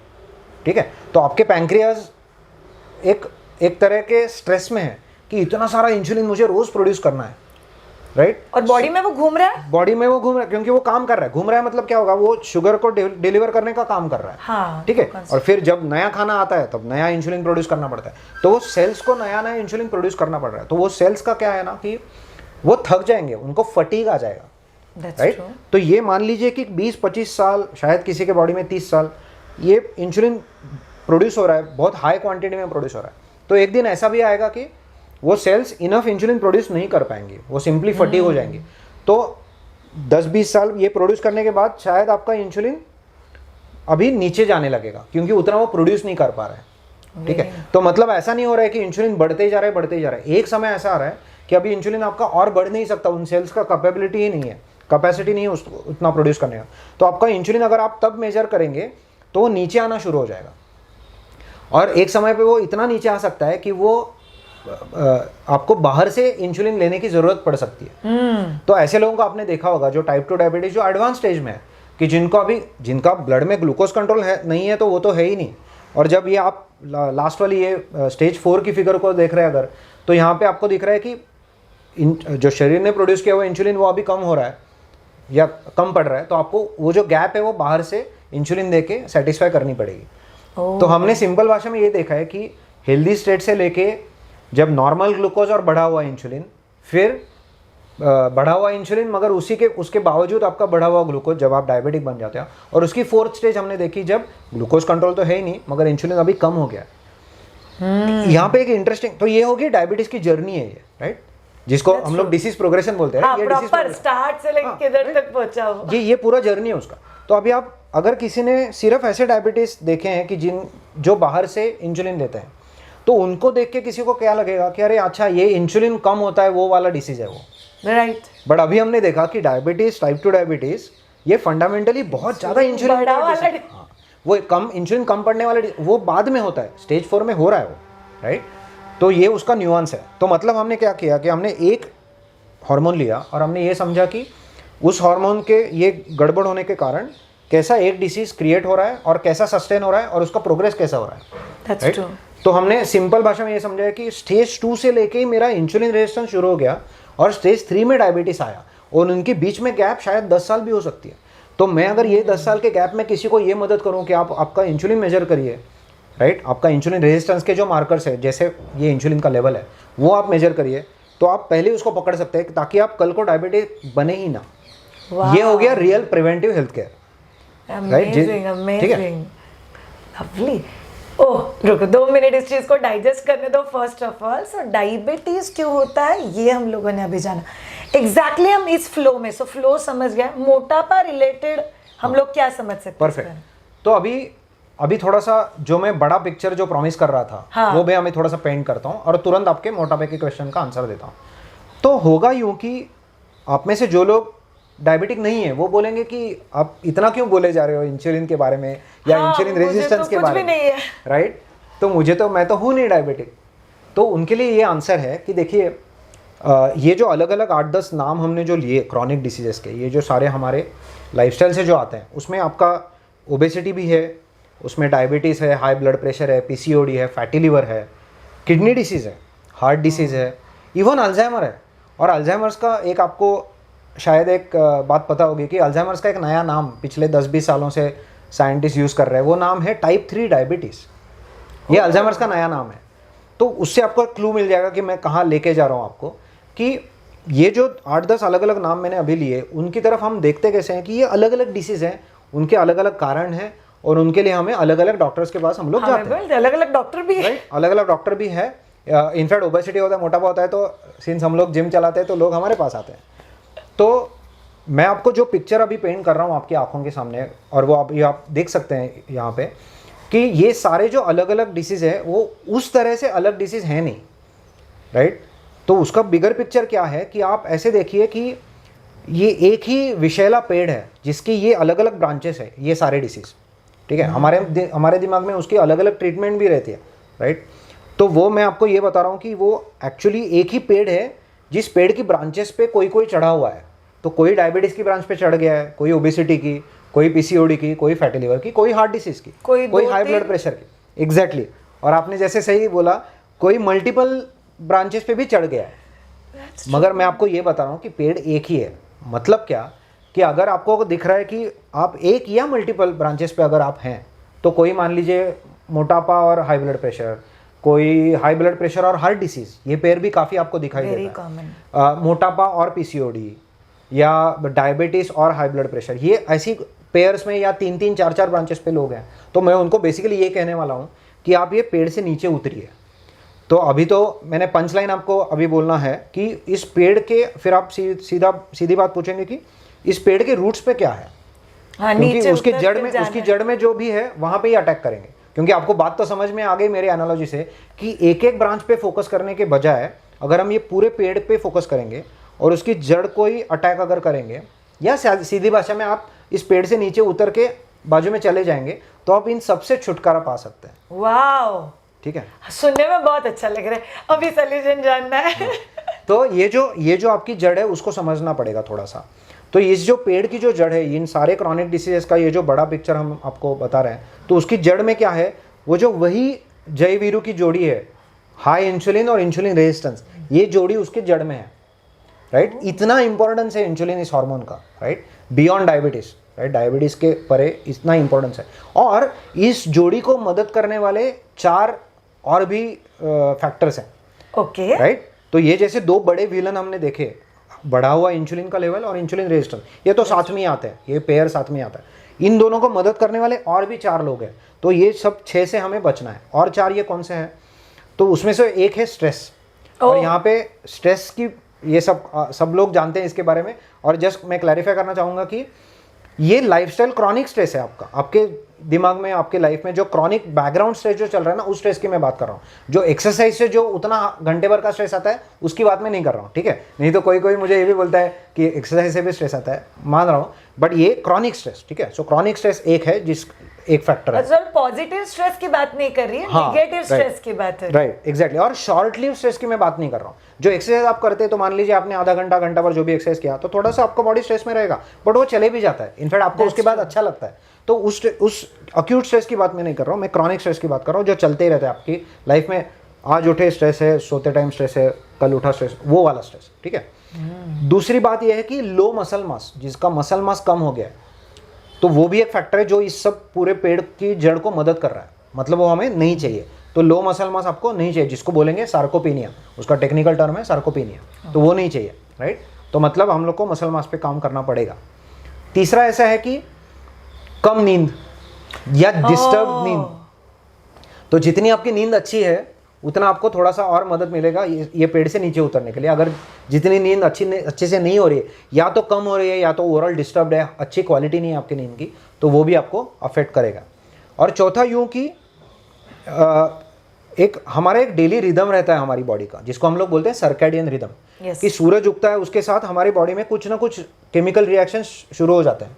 और जब सूरज डूबता है, सांस डलती है, फिर रात आती है, तो हमारे बॉडी में ऐसा नहीं है कि कोई भी केमिकल रिएक्शन कभी भी हो सकती है। उसका नाता है इस पूरे ये सूरज की मोशन के साथ, सर्कैडियन रिदम के साथ, राइट। सो जिनका वो सर्कैडियन रिदम डिसरप्टेड है, राइट, सो सर्कैडियन डिसरप्शन उसको कह लीजिए, तो ये चौथा फैक्टर हो गया। तो एक बार मैं दोहराता हूँ, स्ट्रेस, कम मसल मास, लो मसल स्ट्रेंथ। तीसरा हो गया डिस्टर्ब स्लीप, कम नींद अगर है, डिस्टर्ब नींद है आपकी। और चौथा कि सूरज के साथ आपका डेली रिदम नहीं है, तो आपका बिहेवियर सूरज के डेली रिदम से बहुत ही अलग है। तो मान लीजिए आप खुद को ऐसा बता रहे हैं कि नहीं ठीक है, मैं 2-3 बजे रात में सोता हूँ, मगर मैं 10-11 बजे तक सोता हूँ। कहने को तो आप सो रहे हैं 7 घंटे 8 घंटे जो भी है, राइट, मगर आपकी बॉडी के लिए वो दो चीज़ें सेम नहीं है, बिकॉज वो सर्कैडियन डिसरप्शन हो रहा है आपके लिए, ठीक है। तो ये चारों फैक्टर्स, तो ये हो गया हमारा पूरा बड़ा पिक्चर। अभी तुरंत ओबेसिटी की बात करेंगे। तो अभी ओबेसिटी हाई इंसुलिन के और इंसुलिन रेजिस्टेंस के इस पेड़ पे है, मतलब उससे जोड़ के मैं आपको बताऊंगा कि ओबेसिटी का कारण क्या है। सो थोड़ा सा ऐसा देखिए कि हमारी बॉडी रोज़ 2 स्टेट से गुजरनी चाहिए। क्या है वो 2 स्टेट्स? एक स्टेट ऐसी है कि जो है कि मैंने अभी अभी खाना खाया हुआ है रिसेंटली, तो मान के चलिए कि आपने किसी दिन दोपहर 12 बजे खाना खाया, ठीक है, तो वहाँ से मैं ऐसे एक स्टेट में आ जाता हूँ कि ये मेरी, जिसको मैं बोलता हूँ फेड स्टेट, कि मैंने खाना खाया हुआ है, ऐसी स्टेज है मेरी। तो ये 5-6 घंटे तक चलती है। तो मान लीजिए 5 या 6 बजे तक ये स्टेट मेरी चलेगी, ठीक है, ये फेड स्टेट है मेरी। तो फेड स्टेट में हो क्या रहा है कि बाहर से एनर्जी आई हुई है, तो उसका बंटवारा करना है, उसको सेल्स तक पहुंचाना है, right. तो ये नेचुरली मेरे इंसुलिन को काम है, तो इंसुलिन बढ़ा हुआ रहता है इस स्टेज में, राइट। तो इसको आप बोल सकते हैं कि ये आपकी फेड स्टेट है, या खाने वाली स्टेट है, या आपकी हाई इंसुलिन स्टेट है। तीसरा नाम आप उसको ये भी दे सकते हैं कि आपकी एनर्जी स्टोरेज करने वाली स्टेट ये है। हाँ, ग्लूकोज को भी जमा करके रखो जिधर उधर, राइट, बाहर से एनर्जी आवे उसको आप जमा कर रहे हैं। ये तीनों सेम स्टेट के नाम है, मैं जस्ट अलग अलग शब्दों में आपको बता रहा हूँ कि ये हाई इंसुलिन स्टेट है और ये आपकी एनर्जी स्टोरेज की स्टेट है। मतलब मेरा एनालॉजी इसके लिए ऐसा है कि ये आपका सैलरी का दिन है। जो भी आप में से सैलरीड है, तो उनको पता है कि ये सैलरी का दिन है आपका, तो पैसा आया हुआ है अंदर, ठीक है। तो जब मैं अगर मान लीजिए 12 बजे में खाना खाया, 5-6 बजे तक मेरी यही स्टेट चलती रही, ठीक है, अभी धीरे धीरे इंसुलिन का काम कम होते जाएगा। अभी एनर्जी का बंटवारा करके हो गया, सब डिस्ट्रीब्यूशन हो गया, तो इंसुलिन के लेवल नीचे जाएगी नॉर्मल हेल्दी पर्सन में। तो अगर मैंने 5-6 बजे के बाद भी नहीं खाया, ये 5-6 घंटे मैंने नहीं खाया, और उसके बाद भी मान लीजिए नहीं खाया अगर मैंने कुछ, तो मैं एक दूसरी स्टेट में एंटर करता हूँ, जिसको हम लोग बोलेंगे ये मेरी उपवास की अवस्था है, मैं कुछ खा नहीं रहा हूँ मैं, हाँ, बराबर, मैं फास्टेड स्टेट है मेरी ये, ठीक है। तो पहली हो गई मेरी फेड स्टेट, तो ये है फास्टेड स्टेट। ये पहली वाली थी हाई इंसुलिन स्टेट, तो ये वाली है लो इंसुलिन स्टेट, राइट, बराबर। और अभी आप देखिए कि जैसे मैंने सैलरी का आपको एनालॉजी दिया, ये जो मेरी सेकंड स्टेट है, ये मेरा बाकी के 29 दिन है जब मुझे सैलरी नहीं मिलती है। That's true. पहली स्टेट मेरी सैलरी का दिन था, ये बाकी के 29 दिन है महीने के जब मुझे सैलरी नहीं मिलती है। और मैं करता क्या हूँ कि जो मिली हुई है सैलरी उसको मैं यूज़ करता हूँ। तो वैसे ही ये सेकंड स्टेट मेरी एनर्जी का यूटिलाइजेशन करने की स्टेज है। परफेक्ट। ठीक है, तो सिंपल भाषा में देखेंगे कि जब मेरी एनर्जी स्टोरेज करने की स्टेट थी तब मैंने दो फॉर्म में उस एनर्जी को स्टोर किया है। क्या है वो दो फॉर्म्स? कि एक तो आपका ग्लाइकोजन है, जो आपको पता है कि ग्लूकोज के कई सारे मॉलिक्यूल जब एक दूसरे का हाथ पकड़ के खड़े हो जाएंगे तो आपका ग्लाइकोजन बन जाएगा। That's true. ठीक है, तो ये आपके सेविंग अकाउंट जैसा है। हाँ। वो ठीक है, वो जल्दी से उसमें से पैसा निकाला जा सकता है। और जो आप दूसरा स्टोरेज फॉर्म है आपका, जो बॉडी फैट हो जाएगा, वो आपके फिक्स डिपॉजिट जैसा है। वो तोड़ने के लिए थोड़ा सा एफर्ट लगेगा, जैसे आपको पता है, राइट। इजीली नहीं तोड़ा जा सकता। राइट, तो जब आपने एनर्जी स्टोर की है वो इन दो फॉर्म्स में स्टोर करी है, एक तो ग्लाइकोजन में, और ग्लाइकोजन का आपके पास लिमिटेड स्टोर है बाय द वे। एक बार वो भर गया तो जो भी बाकी का है वो पूरा आपका फैट स्टोर में जाने वाला है। ऐसी बॉडी का अरेंजमेंट है अपना। ठीक है, तो जैसे आप सेविंग अकाउंट एक लिमिट के बाद क्या करेंगे, आप उसका एफडी बना के रख देंगे बाजू में। राइट, कितना भी पैसा आते जाए, आप सिर्फ सेविंग में, ऐसा नहीं होगा। और फिर दूसरे स्टेट में क्या होता है कि जब आपका एनर्जी यूटिलाइज करने का अभी स्टेज है, तो पहले आप नेचुरली, अभी आप देखिए, पहले आप ग्लाइकोजन यूज करेंगे और अगर ज्यादा जरूरत पड़ती रहेगी तो आप फिक्स डिपॉजिट आपका तोड़ के आप फैट यूज करेंगे। अभी मजे की बात यह है कि जैसे हमारी बॉडी में ये स्टोर करने की जो केमिकल रिएक्शन है वो इंसुलिन के प्रभाव के कारण हो रही है। इंसुलिन उसको गाइड कर रहा है उस रिएक्शन को। राइट, इंसुलिन बोल रहा है कि चलो भाई अभी ये स्टोर करो। ठीक है ना, क्योंकि वो हाई इंसुलिन की स्टेट है जो आपको लेफ्ट में दिख रही है। अभी जो राइट में दिख रही है वो लो इंसुलिन की स्टेट है। अभी उधर आपका इंसुलिन तो अभी नीचे आ गया, और उसको अभी बॉडी को काम क्या है कि जो आपने दो एनर्जी फॉर्म्स में एनर्जी स्टोर किया हुआ है उसको अभी आपको ब्रेक करके आपको उसको एनर्जी के तौर पे यूज करना है। That's true. अभी जो ग्लाइकोजन को यूज करने के लिए जो आपको हार्मोन की जरूरत होती है, या जो हार्मोन एक्टिवेट होना पड़ता है, वो है ग्लूकेगॉन। और जो फैट बर्निंग के लिए जिस हार्मोन्स को एक्टिवेट होने की जरूरत पड़ती है उसमें है, मान लीजिए, हार्मोन सेंसिटिव लाइपेज है। तो ये ग्लूकेगॉन और लाइपेज, इनको अभी एक्टिवेट होना पड़ेगा और तभी आपकी ये एनर्जी मोबिलाइज हो सकती है और आप यूज उसको कर सकते हो। ठीक है, Perfect. और इन हार्मोन्स का, जैसे ये लेफ्ट में प्रोसेस थी जो इंसुलिन के गाइडेंस में हो रही थी कि एनर्जी स्टोर करनी है, वैसे ये दूसरी जो प्रोसेस है जो एनर्जी बर्न करने की है वो ये इन दोनों हार्मोन्स के गाइडेंस में हो रही है। और बॉडी में ये एक बहुत ही अच्छा एक तरह का मैकेनिज्म है कि जब इंसुलिन नीचे आता है तभी ये हार्मोन्स एक्टिवेट हो सकते हैं। ठीक है, वापस एक बार बोलता हूँ, जब इंसुलिन नीचे आता है तभी आपका ग्लूकेगॉन काम कर सकता है ग्लाइकोजन तोड़ने का, तभी आपका लाइपेज काम कर सकता है फैट को मोबिलाइज करने का और फैट को बर्न करने का। राइट, क्योंकि वैसा क्यों है, क्योंकि वो ये दोनों बंदे, मान लीजिए, उनको अभी पता है कि जब तक इंसुलिन हाई है तब तक नया एनर्जी आ रहा है बाहर से, अभी मेरा कुछ काम नहीं है। हाँ, सैलरी मिल ही रहा है ना, तो मैं क्यों तोड़ूं? सैलरी वाले दिन आप एफडी तोड़ने नहीं जाओगे। Right, exactly, well said. तो जब आपका इंसुलिन हाई है तब ये दोनों को पता है कि नया एनर्जी अभी आया हुआ है, तो जो एनर्जी स्टोर हमने करके रखा है किसी ऐसे दिन के लिए या किसी ऐसे घंटों के टाइम पीरियड के लिए कि जब बाहर से एनर्जी नहीं आ रहा है या इनफ नहीं है, उसके लिए जो स्टोर किया है वो काम नहीं करेंगे, तो वो इंसुलिन को नीचे आने देते हैं और उसके बाद वो लोग, ये दोनों हार्मोन्स आपके एक्टिवेट हो जाए। मतलब आपको ये समझ में आ रहा है कि ये हार्मोन्स का खेल है। तो जिस व्यक्ति के शरीर में अगर इंसुलिन हाई का हाई ही रह रहा है अगर, तो उस बेचारे के शरीर में ये हार्मोन्स एक्टिवेट ही नहीं हो पा रहा है। मतलब मैं कुछ भी करूं फिर भी मेरा फैट्स, मसल्स, वो कुछ भी नहीं हिल रहा है बिकॉज मेरा इंसुलिन कॉन्स्टेंटली हाई है। इंसुलिन कॉन्स्टेंटली हाई है, तो इंसुलिन लो होना आपकी केमिकल रिक्वायरमेंट है। अनफॉर्चुनेटली ये केमिकल रिक्वायरमेंट है, तो आपको इस पे काम करना पड़ेगा कि इंसुलिन धीरे धीरे आप अगर नीचे लेके आओगे तो आपके ये हार्मोन्स एक्टिवेट हो जाएंगे, बिकॉज उनकी भाषा ये हार्मोन की भाषा है। बट इंसुलिन कम मतलब आप मुझे फास्टिंग के स्टेज में जाने के लिए बोल रहे हो? हाँ, जरूरी नहीं है, मगर उसका एक वे वो है। आपने सही बोला। तो अगर जो लोग मेरे पास आते हैं ना कि वो बोलते हैं कि मेरा ये फैट तो हिल ही नहीं रहा है, तो मैं उसको इंटरप्रेट कैसे करता हूँ कि वो बेचारे ये स्टेज 1 में अटक गए, हाँ, because of some reason, as you rightly said. अभी देखिए कैसा होगा कि मान लीजिए किसी बंदे ने 12 बजे खाना खा लिया, अगर वो 4-6 घंटे रुकता तो इंसुलिन नीचे आने वाला था, बट मान लीजिए उसने वापस 4 बजे खा लिया, तो मान लीजिए आपका लंच हो गया था 12 या 12:30 बजे, आपने 4 बजे वही वापस समोसा चाय कर लिया, तो 2 बजे हो जाता है, 2 घंटे। हाँ, 2 बजे हो गया, तो आपका जो इंसुलिन नीचे आने वाला था प्रॉपरली, उसको आप वापस ऊपर लेके गए। राइट, तो मुझे इंटरप्रेट क्या होता है कि वो आप स्टेज 1 में अटक गए हैं, या तो आप बार बार खा रहे हैं। राइट, मंदार बट गलत है, मैं थोड़ी ना उतना खा रही हूँ। मैंने रोटी सब्जी दाल चावल खाया, राइट 2 बजे मैंने सिर्फ आप और मैं मिले तो मैंने 1 कप सिर्फ चाय पिया। यस फिर 4 बजे आप जो बोल रहे हो ना मैंने खाया, मैंने कुछ भी नहीं खाया। वो मेरे फ्रेंड के डब्बे में एक चिक्की का टुकड़ा था, हाँ बस उतना ही खा, इतू सा खाती हूँ। राइट बट नहीं, आपकी बात सही है, मगर आपको ये अभी दिख रहा है, देखिए नई एनर्जी तो बाहर से आ ही रही है, तो हाँ, बॉडी को उसके लिए जो केमिकल रिएक्शन जो बॉडी को करनी पड़ेंगी वो तो उनको करनी ही पड़ेंगी। इंसुलिन जो भेजना पड़ेगा खून में उसको तो भेजना ही पड़ेगा।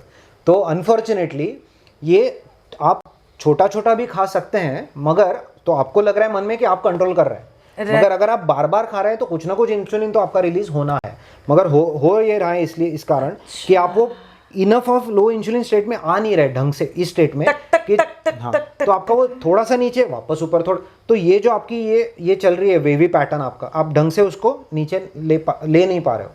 या तो दूसरा क्या होगा, या तो आप ऐसे टाइप का फूड खा रहे हैं जिससे इंसुलिन ज़्यादा बढ़ता है। तो यहाँ पे मैं आपको और एक क्लू देता हूँ कि अभी ये जो नेक्स्ट फिगर आप जो देख रहे हैं वहाँ पे हम लोग देख सकते हैं कि हम जो भी फूड खाते हैं उसका केमिकल इफेक्ट अलग अलग होता है।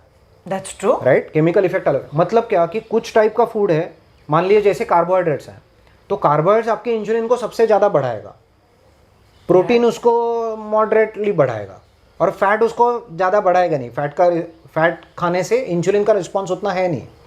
तो अगर उस ग्राफ को आप देखेंगे तो इसका मतलब ये है कि मैं अलग अलग प्रकार का अगर खाना खा रहा हूँ, अलग अलग मैक्रो का कॉम्बिनेशन होने वाला अगर मैं खाना खा रहा हूँ, तो मेरे इंसुलिन पे अलग अलग असर हो रहा है। बराबर है, राइट बराबर। राइट तो मतलब मैं अगर इसके साथ अगर मैं खेलूंगा, और इसी तो मैं बायोकेमिस्ट्री की बात कर रहा हूँ कि इसके साथ अगर मैं खेलूंगा तो मैं इसको ऐसे चेंज कर सकता हूँ ताकि मेरा इंसुलिन नीचे लाने में मुझे मदद हो। राइट तो मैं अगर ऐसी चीज़ें कम खाऊं कि जिनसे मेरा इंसुलिन बढ़ रहा है, और ऐसी चीज़ें ज़्यादा खाऊं जिनसे मेरा इंसुलिन ज़्यादा नहीं बढ़ रहा है, तो मैं वो चीज़ें खा सकता हूँ। और वो खा के भी धीरे धीरे होगा क्या कि मेरे दिन में ऐसे कुछ घंटे होंगे जब मेरा इंसुलिन नीचे मैं ला पा रहा हूँ धीरे धीरे। राइट तो जब मैं इंसुलिन को एक शुरुआत में ऐसा हुआ कि शायद 24 घंटे में आप 1 आध घंटा ही शायद ऐसी स्थिति में हो कि जब इंसुलिन इनफ कम है, इनफ लो है, बट धीरे धीरे आप जब इसको ये लाइफस्टाइल को और आपके न्यूट्रिशन को मॉडिफाई करेंगे तो आप ज़्यादा टाइम उस दिन का बिता पाएंगे उस स्टेट में, स्टेज 2 में, जब आपका वो एक्चुअल बर्निंग हो रहा है, बिकॉज उसके हार्मोन जो है वो एक्टिवेट हो रहा है। और इस पूरी कथा में मैंने कैलोरीज का तो नाम भी नहीं लिया। अरे वो तो रह गया। हाँ। कितने कैलोरीज एक दिन में खाने। राइट और मैंने नाम इसलिए नहीं लिया बिकॉज आपकी बॉडी में, हमारी किसी की भी बॉडी में ऐसे कोई मैकेनिज्म नहीं है कि जो कैलोरीज को गिन सके। मैं एक इंजीनियर हूँ, मैं आपको वही इसलिए वो बता रहा हूँ कि नंबर का खेल। हाँ कि वो क्या हो गया कि हम लोग ने लैब में एक बॉम्ब कैलोरीमीटर बनाया था कि हम लोग जिसमें से हीट मेजर करना सीखे थे। इस चीज़ को हो गए 100-200 साल। मैं ये कह रहा हूँ कि हम लोग दिमाग में क्या बोल रहे हैं कि हाँ आप मुझे कोई केमिकल रिएक्शन दो, उसमें से कितना हीट रिलीज हो रहा है वो मैं एक लैब में मेजर कर सकता हूँ। ये इंजीनियरिंग में काफ़ी यूजफुल है। मगर प्रॉब्लम की बात यह है कि हमारी बॉडी ऐसे काम नहीं करती है। जो फूड हम अंदर भेज रहे हैं उस सबका तो कन्वर्जन एक तो हीट में नहीं हो रहा है, बिकॉज बॉडी में वो 2 तरीके से यूज़ किया जाता है। कौन से दो कारणों से यूज़ किया जा रहा है ना आपका फूड।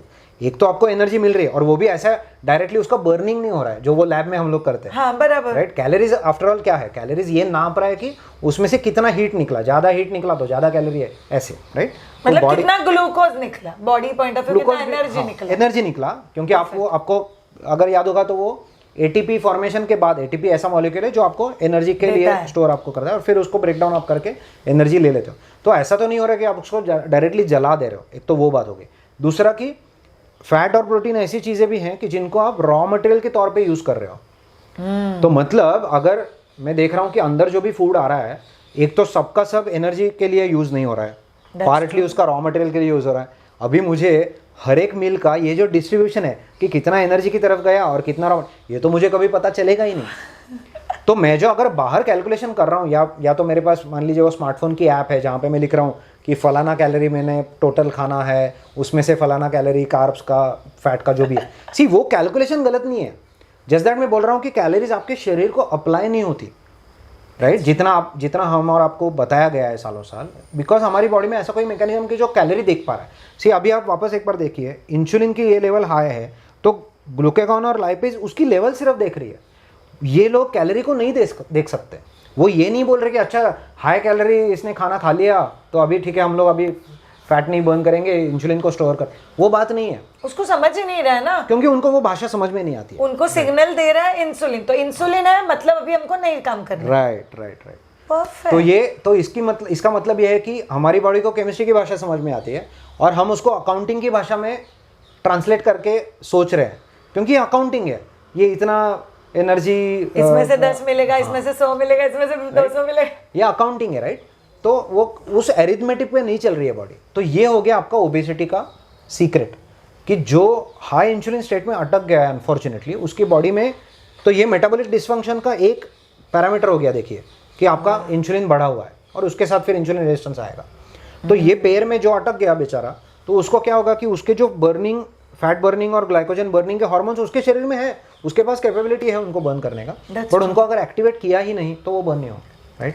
तो ये हो गया। तो ये मैंने थोड़ा सा लंबा आपको आंसर दिया है कि ओबेसिटी को कैसे देखना चाहिए, मगर आपको ये होपफुली अप्रिशिएट हुआ होगा कि अगर इसको साथ में देखेंगे इन सारी चीज़ों को, तो हमको थोड़ा सा बेटर एक नज़रिया आ जाता है और बेटर आंसर मिलता है। तो मतलब टू फिनिश दिस पॉइंट, कि जो मेरे पास मोटापे का इशू लेके आते हैं, तो मैं सिर्फ उनके मोटापे पे काम करता ही नहीं हूँ, क्योंकि एक एक ब्रांच पे हम लोग काम करते ही नहीं है। As a metabolic health expert what I do is, मैं आपको मदद करता हूँ सिर्फ कि आप वो पेड़ से ही नीचे उतर जाएं और बाजू में चले जाएं, वाओ, सो दैट आपका उस ब्रांच से भी हाथ छूट जाएगा, आपका पीसीओडी के ब्रांच से भी हाथ छूट जाएगा। आपके बस मैं हाथ छुड़ा देता हूँ और आपको पेड़ से नीचे लेके आता हूँ। ये वाला झाड़ी नहीं चाहिए, ये वाला झाड़ी नहीं चाहिए, आपको दूर रहना है उससे। ओके।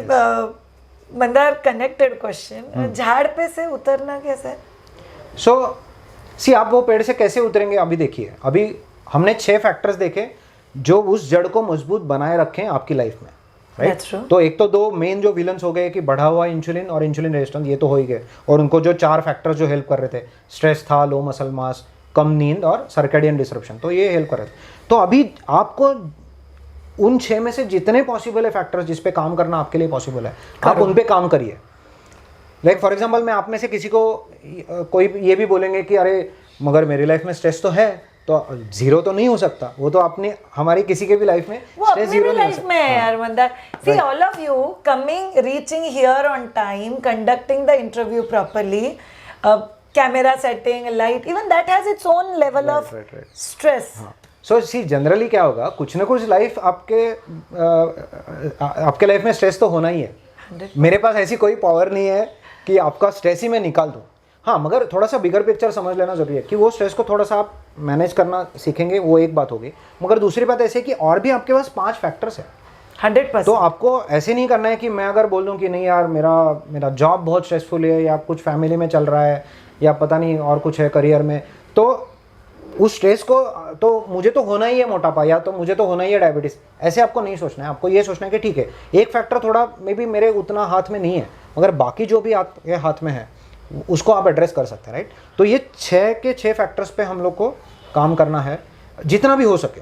तो अगर कोई बोलेगा कि मैं तो अभी ऐसी उम्र में हूँ कि शायद मैं उतना मसल मास नहीं ऐड कर सकता हूँ, राइट। अभी मेरे पास ऐसे भी लोग आते हैं जो 65 साल के, 70 साल के, जिनको 20 साल से डायबिटीज़ है, तो उनका डायबिटीज़ का जो नॉर्मलाइजेशन जो मैं मदद उनको करता हूँ, रिमिशन की मदद करता हूँ, उनको पेड़ से नीचे उतरने के लिए मदद करता हूँ, वो मैं मसल मास बढ़ा के नहीं कर सकता, बिकॉज वो प्राइमरी फैक्टर उनके लाइफ में पॉसिबल नहीं है। तो एज एन एक्सपर्ट और coach I have to gauge कि उस पर्सन के लिए इनमें से मैं क्या क्या चेंज कर सकता हूँ realistically, that's true, right, that's true. और आपको थोड़ा सा आंसर इससे ये भी मिल रहा होगा कि अगर किसी ने बहुत सारा मसल मास बना लिया है मगर बाकी 4-5 फैक्टर्स पे ध्यान नहीं है, उसका इंसुलिन बढ़ा हुआ है, उसके लाइफ में अच्छे से नींद नहीं है, तो ऐसे बंदे को, शायद वो एथलीट भी हो, उनको क्रॉनिक डिसीज हो सकता है। आप जो न्यूज़ में देखते हैं कि कोई अच्छे से एथलीट है, कोई जिम में जा रहा है, कोई बहुत मस्कुलर है, शायद उनको भी होता है, और फिर आपको क्या लगता है, उल्टा ही लगता है आपको, अरे फिर इतना एक्सरसाइज करके भी अगर ये हो रहा है तो क्यों ही करना है, राइट।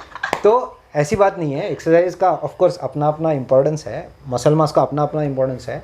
मैं जस्ट आपको वो बोल रहा हूँ कि वो सफिशिएंट नहीं है, वो नेसेसरी है मगर सफिशिएंट नहीं है, राइट। तो कुछ ना कुछ आपको मसल मास पे भी काम करना है, कुछ ना कुछ स्ट्रेस रिलैक्सेशन, स्ट्रेस मैनेजमेंट पे काम करना है, रिलैक्सेशन पे काम करना है, कुछ ना कुछ आपकी नींद पे काम। अभी आप में से कुछ लोग ऐसे भी होंगे कि वो बोलेंगे नहीं वो मेरा जॉब डिमांड करता है कि मैं रात रात में मुझे कॉल्स रहते हैं या देर रात तक मेरा काम रहता है फलाना, राइट। अभी वो आप जल्दी से चेंज शायद ना कर पाए, मगर आपको फिर वो सोचना है कि ठीक है, अगर वो मेरा फैक्टर नहीं है तो मैं बाकी फैक्टर्स पे कैसे काम कर सकते हैं, सो दैट आपको मदद मिलेगी। So important. सो मोटापे को हम लोगों ने एक बहुत अलग एंगल से समझा। सो इसको हम लोग लेमैन लैंग्वेज में, मैं सिर्फ रिवाइज करी हूँ प्रॉब्ली आपने जो बोला कि जो नींद आपको पीस और कंफर्ट देता है, जो नींद आपको फ्रेश रखता है, एटलीस्ट उतना नींद लो। जो फॉर्म ऑफ एक्सरसाइज आपके एज के लिए, आपके लाइफस्टाइल के लिए आपको करना पॉसिबल है, yoga, walk, swimming, weight training, Pilates, core, Zumba, I think बहुत बड़ा स्पेक्ट्रम है हमारे पास। बट आपका कहना है कि कुछ तो करो मसल मास के लिए जो कुछ आपको तो एड्रेस करेगा। हाँ, तीसरा चीज मुझे समझ में आ गया कि आप लोगों को जितना ज्यादा पॉसिबल है सूरज के साथ चलो, उठो। सी ये किसी ने नहीं बोला है, ना मंदार ने बोला ना मैंने बोला कि 4:30 बजे उठ के काम चालू करना है। तो सूरज खुद भी 6 से 7 के बीच में उगता है। अगर आपको उस समय उगना पॉसिबल है तो उगो, या आधा घंटा आगे पीछे चलता है, राइट। रात में 9 बजे सोना पॉसिबल नहीं है, एटलीस्ट 10, 10:30 के आसपास सो जाओ, एकदम बीच रात तक मत जगो, ये करना पॉसिबल है। एंड द लास्ट पॉइंट कि अपने इंसुलिन के लेवल्स को हाई मत रखो। मंदार मुझे ये पॉइंट आप अगर थोड़ा सा इलॉबरेट कर सको। ये समझ में आ गया कि नहीं करना है, हार्मोन लेवल पे समझ में आ गया, वर्कर लेवल्स पे समझ में आ गया, बट एक डे टू डे खाने पीने को लेके बता सकते हो कि कोई डाइट चार्ट अगर आप लोगों को दे सको या कुछ बता सको तो मैं क्या खाऊं कि बाबा वो इंसुलिन ऊपर ना रहे। पक्का। तो अभी हम लोग जैसे पीछे बात कर रहे थे तो ये ग्राफ हमने देखा था। तो इस ग्राफ में अगर आप जैसे देख रहे हो कि इंसुलिन का लेवल आप अलग अलग तरीके का जब खाना खाते हैं तो अलग अलग तरीके से बढ़ता है, अलग अलग मात्रा में बढ़ता है। तो जब आप कार्बोहाइड्रेट्स खा रहे हैं तो इंसुलिन का लेवल सबसे ज़्यादा बढ़ रहा है, ठीक है। जब आप प्रोटीन खा रहे हैं तो मॉडरेटली बढ़ रहा है, और जब आप फैट खा रहे हैं तो बहुत ज़्यादा नहीं बढ़ रहा है। अभी ये कई सारे जगहों पे ये रेप्लिकेट किया हुआ डेटा है, तो we can rely on that. तो आप थोड़ा सा ऐसा सोचिए कि आपको अगर स्कूल का थोड़ा बहुत बायोलॉजी अगर याद होगा तो ये तीनों में हम लोग खाने को बांटते थे कि carbohydrates, fats and proteins, right. Carbohydrate मतलब रोटी, चावल, भाकरी, Churmura, cornflakes, muesli, poha, bread, बन, साबूदाना, ये सब चीज़ें। प्रोटीन मतलब रेंज ऑफ नॉनवेज, ब्रॉडली बता रही हूँ आप लोगों को। दूध और दूध से बनी चीज़ें, दूध, दही, पनीर चीज़। ड्राई फ्रूट्स थोड़ा प्रोटीन फैट कॉम्बिनेशन में आता है, बट यहाँ पे आप लोग गिन सकते हो। और सारे स्प्राउट्स, होल ग्रेन और अंडा। सो ये सब ब्रॉडली मोटा मोटा प्रोटीन में आता है।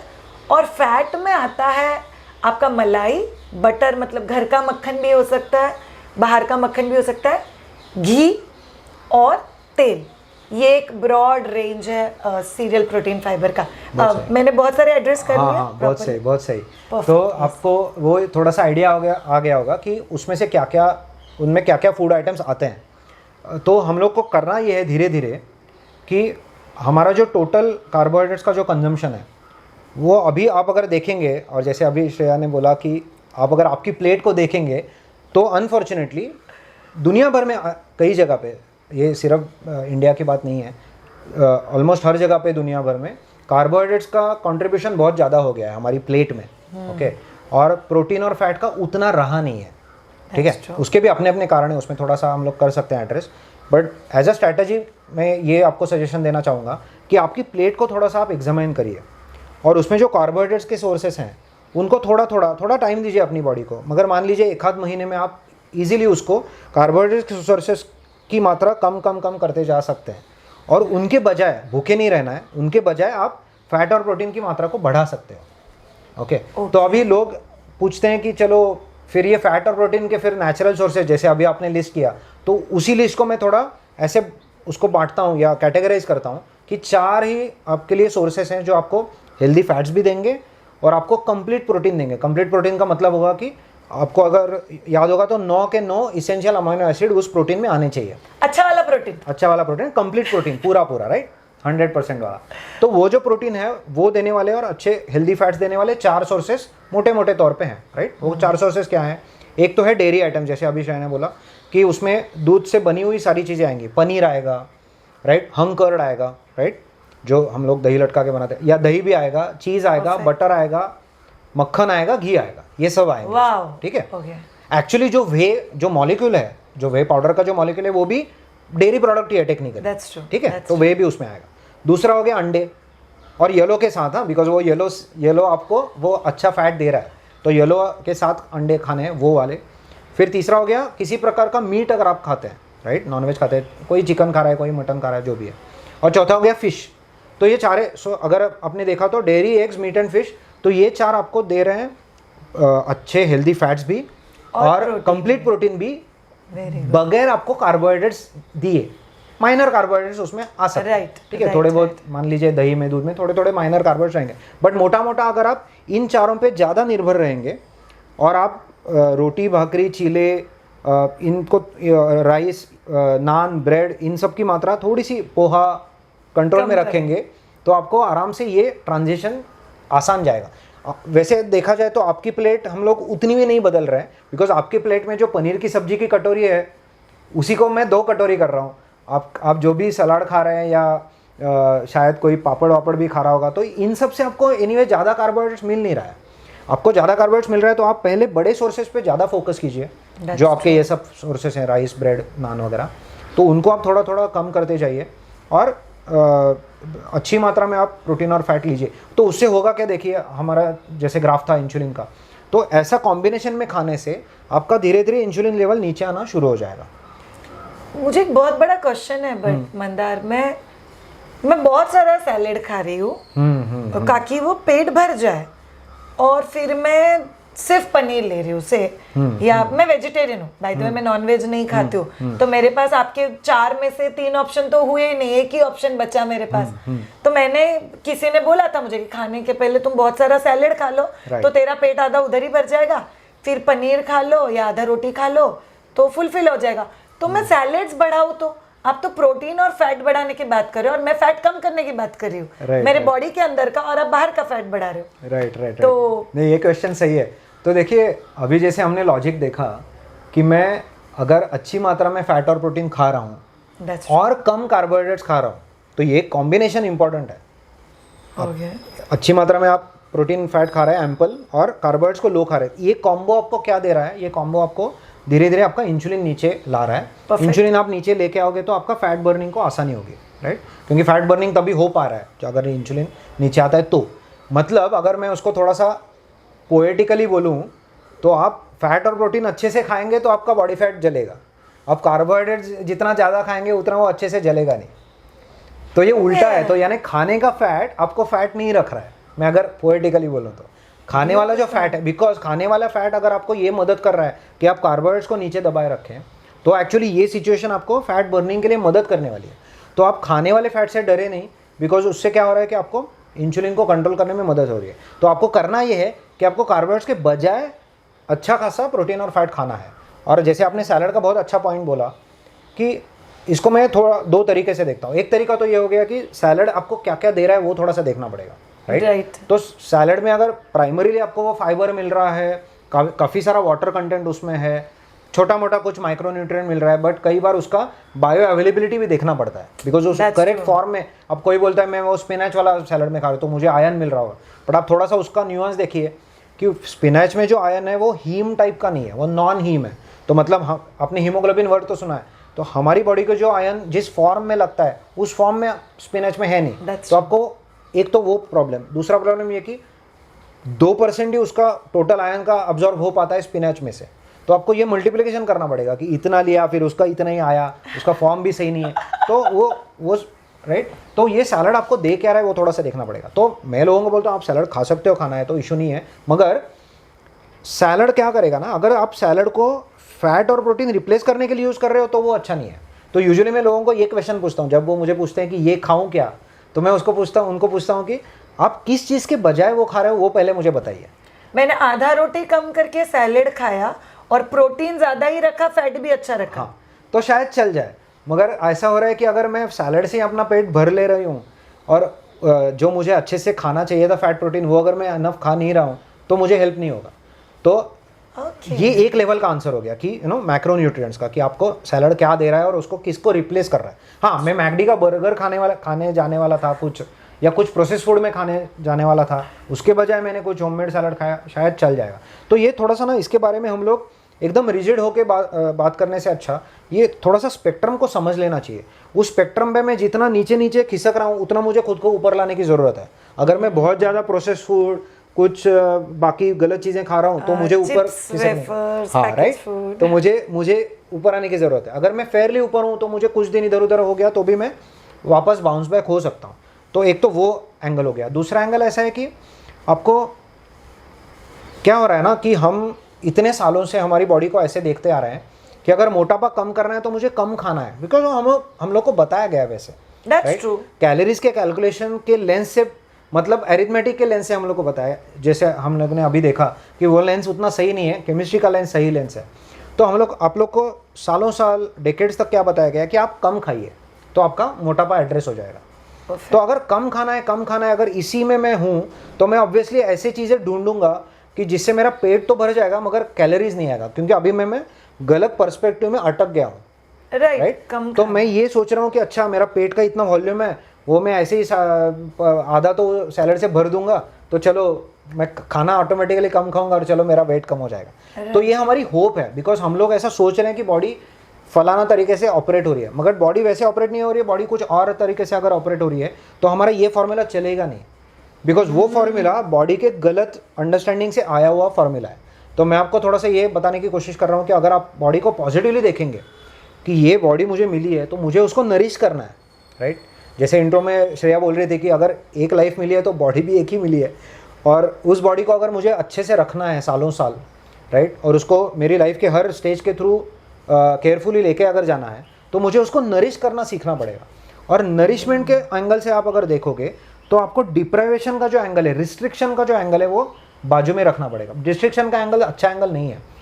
आप किसी भी चीज़ को अगर डेवलप करना चाहते हैं तो आप उसको रिस्ट्रिक्ट नहीं करते हैं, राइट। जैसे आप आपके बच्चों के साथ व्यवहार कर रहे हैं या किसी कंपनी में आप अपनी टीम को अगर अच्छे से डेवलप करना चाहते हैं, ये किसी भी सिचुएशन में आप उनको डिप्राइव नहीं रखेंगे, आप उनको नरिशमेंट के एंगल से देखेंगे, राइट। तो वैसे आपको आपकी बॉडी की तरफ देखना है, तो नरिशमेंट के एंगल से अगर देखेंगे तो आपको समझ में आ जाएगा कि ये जो सारी स्ट्रैटेजीज थी कि खाना खाने से पहले पानी पी लो, इतना सारा सैलड खा लो, मैं ये नहीं बोल रहा हूँ कि आप पानी मत पियो या सैलड बिल्कुल ही मत खाओ, बार बार खाना खाओ, मैं ये बोल रहा हूँ कि बार बार खाना खाओ, मैं ये बोल रहा हूँ कि आप उसको नरिशमेंट के एंगल से देखना जब शुरू कर देंगे तो आपको सही पर्सपेक्टिव से आप बॉडी को हेल्दी कर पाएंगे, बिकॉज आपके बॉडी में एक छुपा हुआ अपना एक जिसको बोलते हैं विजडम है।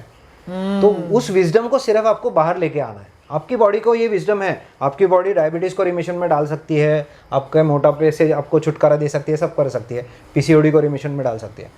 अभी हम लोग को करना क्या है कि जो जो उसके रास्ते में जो जो आड़े आ रहा है उसको बस हम लोग निकाल रहे हैं, और जो भी उसको मदद कर रहे हैं उसको हम दे रहे हैं उस बॉडी को, राइट। तो ये नरिशमेंट के एंगल से उसको देखना चाहिए, ना कि रिस्ट्रिक्शन के, ना कि उसको ट्रिक करने से। ये क्या हो गया ना, सैलड भी एक ट्रिक है एक्चुअली, कि पेट ही मैंने भर दिया तो अभी जगह ही बची नहीं तो मैं खाऊंगा ही नहीं, मगर 4 घंटे बाद जो होता है वो कोई देखता नहीं है। हफ्तों हम लोग ऐसे तो नहीं होगा ना कि आप सैलड, फिर वो बंदा या जो भी लेडी है जब वो एक्चुअली उनको सामने खाना कोई भी बाकी दिख जाता है तो वो उसको खा लेती है बहुत ज़्यादा क्वांटिटी में, और शायद वो कई बार वो गलत खाना भी हो सकता है, बिकॉज आपने उनको डिप्राइव करके रखा हुआ है। वाओ, ये गूज़बम्स वाला था। आई थिंक मंदार बहुत क्यूट सा सेंटेंस मेरे दिल में है कि जिंदगी कॉम्प्रोमाइज के साथ जीना नहीं है, जिंदगी जीना है समझ के, और भूख को मार के नहीं पतला होना है। हम पेट भरा हुआ है, भूख नहीं लगी इसलिए नहीं खाना। Mandar, do you mean to say choose right things to eat, और जब भी भूख लगे तभी वापस खा? एग्जैक्टली। और आपका कहना है कि मेरे बॉडी में अगर मैं प्रोटीन और फैट अच्छा ले रही हूँ तो मुझे भूख ज्यादा देर नहीं लग रहा है, मुझे भूख ज्यादा देर नहीं लग रहा है तो ऑब्वियसली मैं वापस नहीं खा रही हूँ, और मेरा ऑटोमेटिकली वापस इंसुलिन फिर नहीं बढ़ रहा है। यस, बिकॉज आप वो दूसरी स्टेज में आ पा रहा है, राइट। अच्छे से आपने अगर प्रोटीन फैट खाया, कार्ब्स को कंट्रोल किया। सी, कार्ब्स को आपको जीरो करने के लिए भी तो नहीं बोल रहा है, आपको बस कंट्रोल करना है। हाँ, तो कार्ब्स को आपने कंट्रोल किया तो हो यूँ रहा है कि आपका इंसुलिन उतना बढ़ेगा ही नहीं ज़्यादा, बिकॉज कार्ब्स तो सबसे ज़्यादा बढ़ा रहता है, तो मॉडरेटली बढ़ेगा, फिर आप कुछ घंटा रुकोगे, क्योंकि प्रोटीन और फैट दूसरा उसका क्वालिटी क्या है कि वो बहुत सैशिएटिंग है, वो बहुत आपको फुलफिल्ड रखता है कई घंटों तक। तो कई घंटों तक आपको याद भी नहीं आएगी, खाने की याद भी नहीं आएगी। तो मतलब आप वो जो स्टेज 2 में जाने वाले थे उसमें आप अच्छे से जाओगे, थोड़ा सा ज़्यादा 2 घंटा उसमें रहोगे, फिर आपको खाने की याद आएगी और फिर आप अच्छे से प्रोटीन फैट वाला खाना खाओगे। तो अगर आप इस साइकिल से जाते हो, कार्बोहाइड्रेट्स को कंट्रोल रखते हुए और बॉडी को नरिश करते हुए, तो आपका आराम से वो फैट नीचे नीचे जाते जाएगा। परफेक्ट। तो घड़ी देख के खाना नहीं खाना है? नहीं, घड़ी देख के खाना नहीं खाना है। आपके बॉडी में ऑलरेडी घड़ी है, और जैसे हम लोग अभी बात कर रहे थे कि वो सूरज के साथ भी जुड़ी हुई है, राइट? तो घड़ी देख के खाना नहीं है। आपको भूख लगेगी, आपकी बॉडी आपको बताएगी। सी आपकी बॉडी को खाना गिनना भी आता है, आपको वो कैलोरीज के थ्रू गिनना नहीं पड़ेगा। जब आप कार्ब्स को कंट्रोल में रखेंगे तो आप फैट प्रोटीन कितना भी खा सकते हैं। वो मैं इसलिए कह रहा हूँ क्योंकि आपकी बॉडी आपको बता देगी कि अभी मेरा पेट भर गया। मैं आपको एक एग्जांपल देता हूँ। आप किसी शादी वादी में गए हैं, कोई आपको गुलाब जामुन दे रहा है, ठीक है, 4 दिए, और कोई फलाना चाचा आए उन्होंने और 4 दिए, आप तो खाते जा सकते हैं, राइट? हम सब ने किया हुआ है, 4 खाए, 8 खाए, 12 खाए, जो भी है। आपको मैंने अगर अच्छा सा 3-4 अंडों का ऑमलेट बना के दिया, मान लीजिए 4 अंडों का, आप जो लोग यूजुअली वेजिटेरियन है उनके लिए 4 कटोरी पनीर या 4 कटोरी ऑमलेट, पनीर बोल दीजिए, राइट? तो अगर आप यूजुअली 1 कटोरी पनीर या 2 कटोरी पनीर खा सकते हैं, तो उसी मील में आप सडनली 4 कटोरी नहीं खा पाएंगे, राइट? या उसी मील में आप 4 अंडों का एक ऑमलेट हो गया, वापस एक बार अगर 4 अंडों का मैंने अगर ऑमलेट दिया तो आप खा नहीं पाओगे। तो ऑलमोस्ट ऐसा है कि मेरी बॉडी अगर सही खाना अगर मैं उसको दे रहा हूँ तो मेरी बॉडी उसको गिन सकती है। तो मुझे कैलोरीज गिनने की ज़रूरत नहीं, बिकॉज एनीवेज वो गलत पर्सपेक्टिव है। मुझे कैलोरीज गिनने की ज़रूरत नहीं है। इनफैक्ट मुझे कार्बोहाइड्रेट्स को कंट्रोल रखना है, बाकी मैं खा सकता हूँ जितना खाना है, क्योंकि मुझे बॉडी बता देगी कि मेरा पेट अभी भर गया, अभी छोड़ दे। मंदार जितना खाना है बोल रहा है, जितनी बार खाना खाना है नहीं बोल रहा है। Please understand. हम लोग कोई टॉर्चर करने के लिए नहीं बैठे हुए। कभी आप बाहर गए हो, ट्रिप के लिए गए हो, मूवी के लिए, हो जाता है मंदार, भूख नहीं लगी है, थोड़ा सा पॉपकॉर्न खा लिया, बट आई थिंक मंदार आप कहना चाहते हो एटलीस्ट 70-80% भी अगर आप हफ्ते में फॉलो कर सको तो वो 10-20% अप डाउन वैसे भी फर्क नहीं करेगा, वो हेल्दी स्टेट पे आपको लेके ही आ जाएगा। सो मंदार नाउ ओबेसिटी एक बहुत क्यूट तरीके से समझा, ये मेल फीमेल दोनों के लिए एप्लीकेबल था। ये दोनों के लिए है। उसमें से थोड़े थोड़े अभी डिफरेंसेस देखते हैं क्या है। सी क्या होगा, बढ़ा हुआ इंसुलिन दोनों में, मेल्स और फीमेल्स दोनों में बॉडी को बता रहा है कि आप एनर्जी स्टोर करके रखो, ठीक है? Right. तो बढ़ा हुआ इंसुलिन दोनों को, मेल फीमेल दोनों को मोटा ही रख रहा है या मोटापा कम करने में बाधा डाल रहा है, मगर वो कहाँ पे स्टोर होता है वो दोनों में अलग होगा, राइट? उसका लोकेशन अलग होगा। तो वो आपके इंडिविजुअल हार्मोन्स, जो मेल हार्मोन्स है, वो डिसाइड करेंगे कि मेल पैटर्न जहाँ पे मोटापा आएगा वो अलग है और फीमेल पैटर्न जहाँ पे मोटापा आएगा वो अलग है। मगर जो ब्रॉड रोल जो इंसुलिन का है to dictate all of this, वो रोल तो वैसे ही है कि इंसुलिन ही बोल रहा है स्टोर करो, और आपके जो भी डोमिनेंट सेक्स हार्मोन्स है जो दोनों में अलग है, मेल और फीमेल, वो डायरेक्ट करेंगे कि कहाँ करना है। तो इंसुलिन ऊपर से बोल रहा है कि फैट स्टोर करो, उतना उसने बोल दिया, और फिर इंडिविजुअल जो सेक्स हार्मोन्स है वो बोलेंगे कि अगर फीमेल बॉडी है तो यहाँ स्टोर करो, अगर मेल बॉडी है तो यहाँ स्टोर करो। ओह ओके, इसीलिए जेंट्स के केस में हम लोगों ने पेट छूटते हुए देखा हुआ है, गर्ल्स के केस में bums, thighs and lower abdomen majorly छूटता है। आप मोटा मोटा ये देख लीजिए कि अगर आप बेली बटन का अगर आप इक्वेटर मान लीजिए अगर ह्यूमन बॉडी का, राइट? तो ब्रॉडली स्पीकिंग जो मेन है वो इक्वेटर के ऊपर, राइट, मोटे होते जाएंगे, और जो फीमेल्स हैं वो टिपिकली इक्वेटर के नीचे मोटे होते जाएंगे। ऐसा नहीं होगा कि दूसरे भाग में जीरो मोटे होंगे, नहीं, ब्रॉडली स्पीकिंग प्रॉपर बढ़ता है इंसान, बढ़ने वाला, ब्रॉडली स्पीकिंग वैसे होता जाएगा, राइट? तो sex hormones are going to dictate कि आपका फैट कहाँ पे स्टोर हो रहा है, मगर फैट स्टोर हो रहा है या नहीं हो रहा है वो इंसुलिन डिक्टेट करेगा, वो राजा है, वो ऑर्डर देगा और बाकी सारे प्यादों को काम करना है, राइट? तो वो एक तो वो हो गया। दूसरा उसमें तो अभी हमने अगर पेड़ की तरफ वापस थोड़ा सा जाते हैं तो डायबिटीज समझ लिया और ओबेसिटी भी समझ लिया, तो ये 2 ब्रांचेस जो बार बार हमारे टॉपिक्स में आएंगी। तो एक तीसरा बहुत टॉपिक आएगा जो क्रिटिकल होगा आप सबके आपके ऑडियंस के लिए, तो वो होगा पीसीओडी का। सो मंदार, अब एक बहुत इंपॉर्टेंट फीमेल रिलेटेड टॉपिक जो अभी आपने टच किया, पीसीओडी एंड पीसीओएस। यस, सो ये दोनों ज़्यादा प्रोपोर्शन में आजकल सुनाई देते हैं कई सारी लड़कियां हमारे पास भी आती है, आई एम श्योर आपके पास भी आती हैं। थोड़ा सा इसको फंडामेंटली समझेंगे।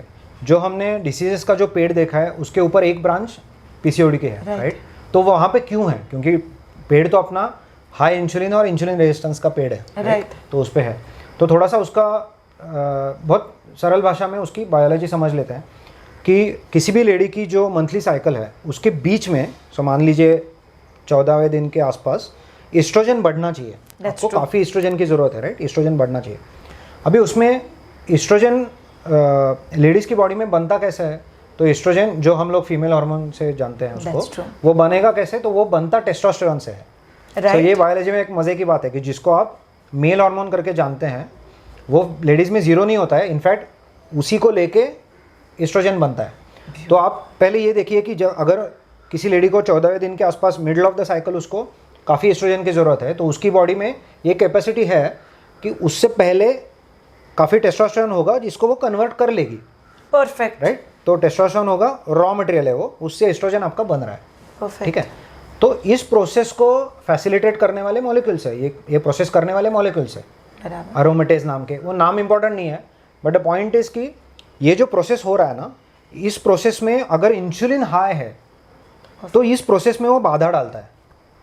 ओह, टेस्टोस्टेरोन टू एस्ट्रोजन ये जो कन्वर्जन है उसमें अगर इंसुलिन हाई तो ये कन्वर्जन अच्छे से हो नहीं पाता है।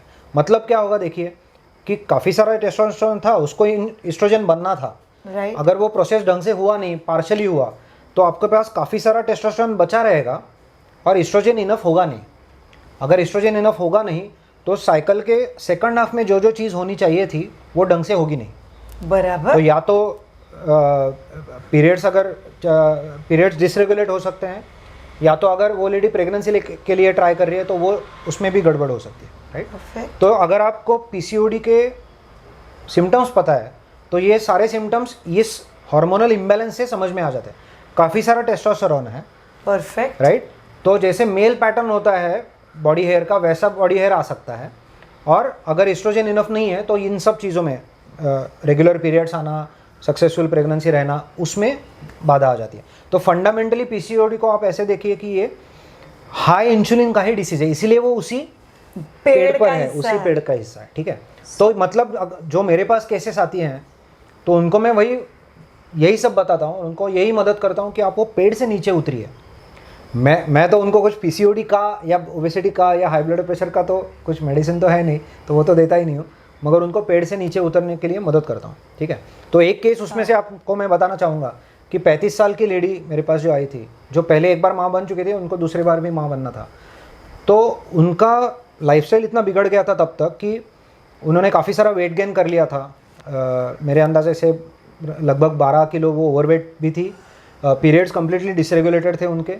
तो जब उन्होंने डॉक्टर से बोला था कि मुझे सेकंड टाइम भी माँ बनना है, तो उनको ये बोला गया था कि उसकी तो अभी आपको पॉसिबिलिटी ज़्यादा है नहीं, तो आपको कुछ इनफैक्ट आपके पीरियड्स इतने डिसरेगुलेटेड है तो आपको हार्मोन रिप्लेसमेंट थेरेपी लग सकता है, आपको अगर माँ बनना है तो शायद डोनर एग की तरफ भी जाना पड़ सकता है। इतना सीरियस सिचुएशन हो गया था। तो उन्होंने जब ये पूरा लॉजिक समझा और इसके न्यूट्रिशनल लॉजिक उसका समझा, तो उन्होंने आगे के 6-8 महीने में खुद के ऊपर काम किया, राइट? बेसिकली वो 6 पॉइंटर्स जो आपने ये सारे जो पॉइंटर्स पे उन्होंने जितना हो सके, ऑफ कोर्स ही अभी देखिए उनके भी पास और एक ऑलरेडी एक बच्चा है, वो भी बिजी है, बिजी तो सब लोग है, राइट? तो मगर उन्होंने जो भी वो कंस्टेंट्स होते हैं उसमें रह के उनकी लाइफस्टाइल पे काम किया। तो फिर धीरे धीरे उनका पहले तो वो वज़न कम हो गया, पीरियड्स रेगुलराइज हो गए, और फिर उन्होंने नेचुरली कंसीव भी कर लिया। तो ये उस बायोलॉजी का जादू है। सी मैं जस्ट आपके सामने हम लोग ये मैसेज बस लेके आ रहे हैं, राइट? ये आपकी बॉडी में अंदर ये विजडम है, वो खुद को हील कर सकती है। जस्ट दैट उसको आपको मदद कैसे करना है वो बस हम लोग बता रहे हैं, ठीक है? तो वो उनका हो गया और फिर now she is carrying on with her pregnancy.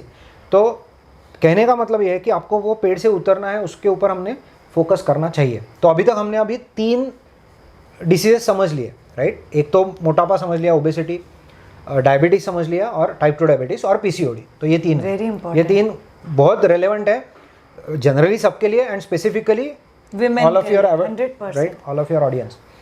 तो एक चौथा मैं मेंशन करना चाहूँगा, क्योंकि वो भी प्रेगनेंसी के दौरान कई लेडीज़ को वो तकलीफ होती है, जो होती है कि प्रेगनेंसी के दौरान जब बीपी शूट होने लगता है, ब्लड प्रेशर जब शूट होता है, तो हम लोग ऐसा करेंगे कि पहले नॉर्मली हाई ब्लड प्रेशर को थोड़ा सा समझ लेंगे और फिर उसको इन सब चीज़ों को चारों को मिला के अभी हम लोग फिर प्रेगनेंसी की बात कर सकते हैं। परफेक्ट। तो ब्लड प्रेशर को समझने का तरीका थोड़ा सा ऐसा है कि देखिए, ब्लड प्रेशर, जब हाई ब्लड प्रेशर ये टर्म आप जब सुनते हो तो आप ही सेंटेंस शायद किसी का कंप्लीट कर दो कि अरे अरे वो फिर आप बहुत नमक खाते होंगे, आप नमक कम कर दीजिए।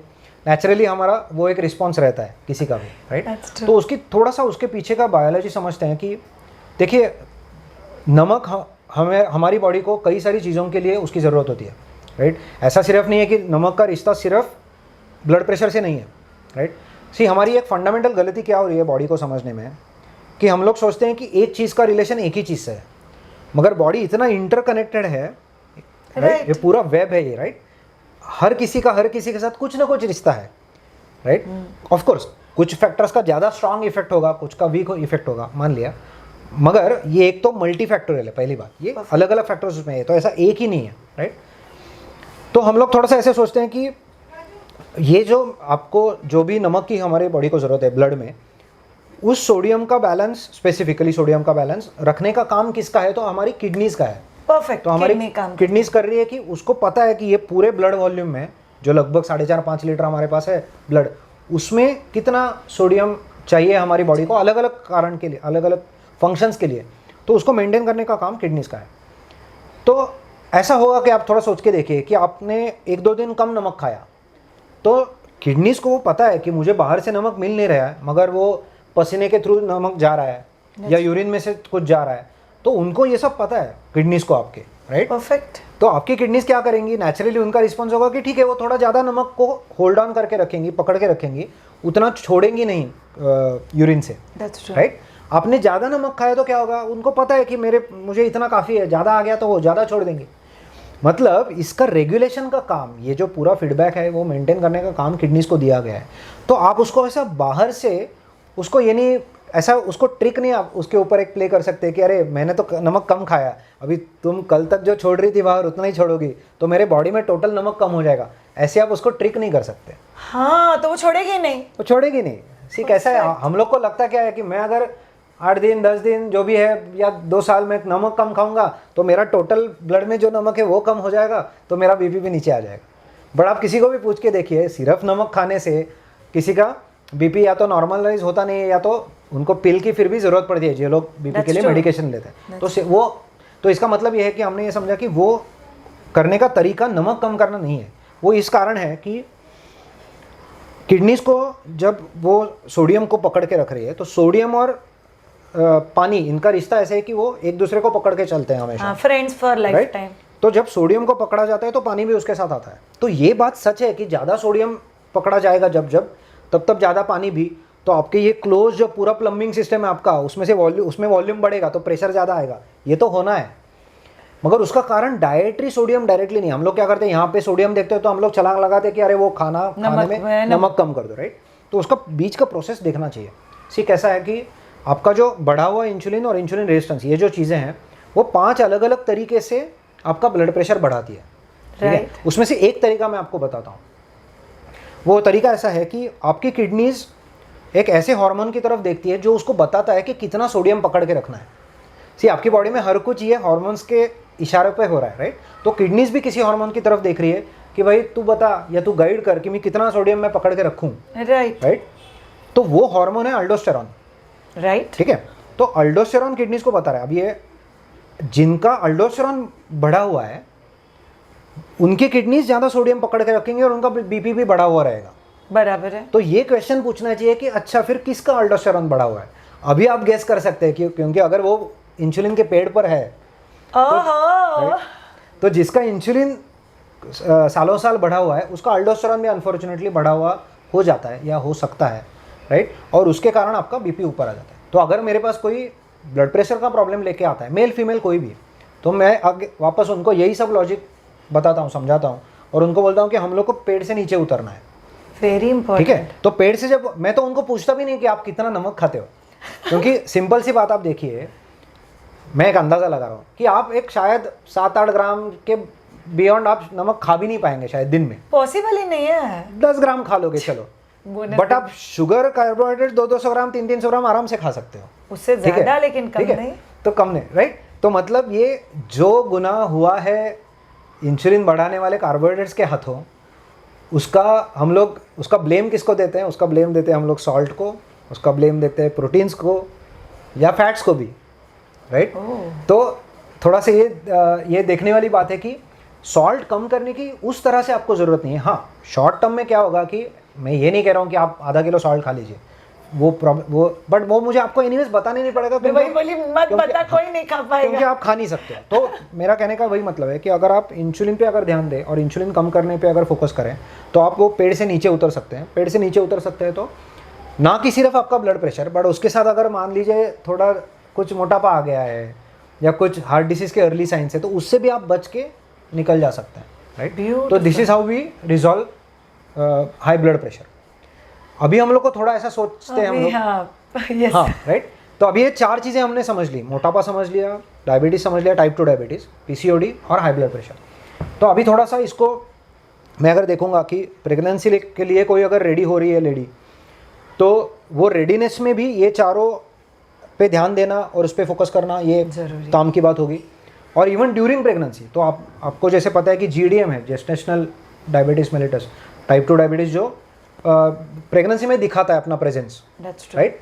तो उसके लिए भी कोर लॉजिक तो वही रहेगा, राइट। कोर लॉजिक अपना वही है, या ब्लड प्रेशर आ रहा है, कोर लॉजिक वही रहेगा। मगर यहाँ पे मैं एक बात कहना चाहूँगा आपको कि हमने जो ऐसी जो स्थिति देखी बॉडी की कि जहाँ पे इंसुलिन रेज्ड है, इंसुलिन रेजिस्टेंस है, ये बॉडी को क्या अलाउ करती है करना, देखिए आप कि वो बॉडी को फैट स्टोर करना है, मतलब एनर्जी स्टोर करना अलाउ करती है।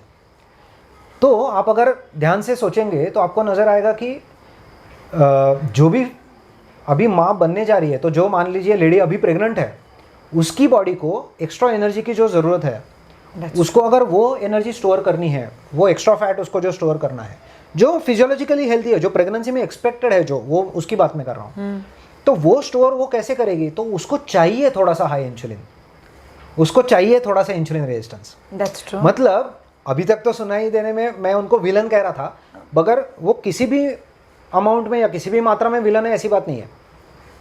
अगर हमारी बॉडी जो जिन भी फेजेस से जाती है, उनमें कुछ फेजेस ऐसी हैं जहाँ पे बढ़ा हुआ इंसुलिन नॉर्मल है, तो जिसको हम लोग बोलते हैं फिजियोलॉजिकल इंसुलिन रेजिस्टेंस।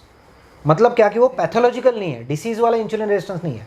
तो फिजियोलॉजिकल इंसुलिन रेजिस्टेंस प्रेगनेंसी में है, क्योंकि वो ये सब ना नेचर ने ये पूरा अरेंजमेंट करके रखा हुआ है, राइट, कि आपको एनर्जी की एक्स्ट्रा ज़रूरत है तो आपको वो इंसुलिन के इशारे पे आप स्टोर कर सकते हैं, राइट। तो यो एक माँ को दिया गया है कि ठीक है, आप में थोड़ा सा इंसुलिन रेज तो रहने वाला है, इंसुलिन रेजिस्टेंस रहने वाला है, मगर वो फिजियोलॉजिकल है। और दूसरी एक अवस्था है जिनमें से हम सब लोग जाते हैं, वो है प्यूबर्टी की, कि जहाँ पे हमारा पूरा वो ग्रोथ स्पर्ट आ रहा है, वो भी जो भी 3-4 साल वो जो सब प्रोसेस चल रहा है, वो भी फिजियोलॉजिकली इंसुलिन रेजिस्टेंट, तो थोड़ा फैट डिपोजिशन रहेगा, थोड़ा बॉडी शेप लेगा, राइट। तो आपको पूरा ग्रोथ स्पर्ट में से आपको जाने के लिए आपको वो पूरा रिसोर्सेज चाहिए। और ये थोड़ा सा आप ध्यान में लें कि हम लोग ह्यूमंस इवॉल्व कैसे हुए, यहाँ तक आए कैसे हम लोग। तो हम लोग हमेशा जब रिसोर्सेज कम थे, स्केर्स थे, ऐसी ही सिचुएशन में जीते आ रहे हैं। ये सब खेती बाड़ी के बाद हम लोग को एक तसल्ली मिले कि हाँ, या अश्योरेंस मिला है, खाना मिल जाएगा, हाँ, कि खाना 8 बजे शाम को मिल जाएगा, राइट। वो कभी नहीं था। तो हमारी बॉडी को ये सब नहीं पता है, राइट। बॉडी को नहीं पता आपको शाम को 8 बजे खाना मिलने वाला है। तो बॉडी उसी सॉफ्टवेयर और हार्डवेयर को चला रही है अभी भी, जो कब इवॉल्व हुआ है कि जब रिसोर्सेज थे नहीं, कब नेक्स्ट खाना मिलेगा पता नहीं है। भूख लगी तभी खा ले, भूख लगी। इसीलिए आपके और मेरे ब्रेन को ये पसंद नहीं आता है कि कम खाइए, क्योंकि हमारा और आपका ब्रेन बना ही नहीं है कम खाने के लिए। जब मिला है तो वो ढंग से खाना चाहता है, और फिर बार बार वो दिन में 6 बार खाने के बारे में सोचना नहीं चाहता। ब्यूटीफुल, ठीक है। तो आपको ये ध्यान में रखना है कि ये जो 2 अवस्थाएं आपकी है, प्रेगनेंसी भी और प्यूबर्टी भी, ये फिजियोलॉजिकली आप इंसुलिन रेजिस्टेंट होंगे, मगर उससे डरना नहीं। और हाँ, जब वो इंसुलिन रेजिस्टेंस बहुत ज़्यादा होगा तो वो आपका जो ग्लूकोज का जो मैनेजमेंट है वो बिगड़ जाएगा, और तब आपको डायबिटीज़ होगा।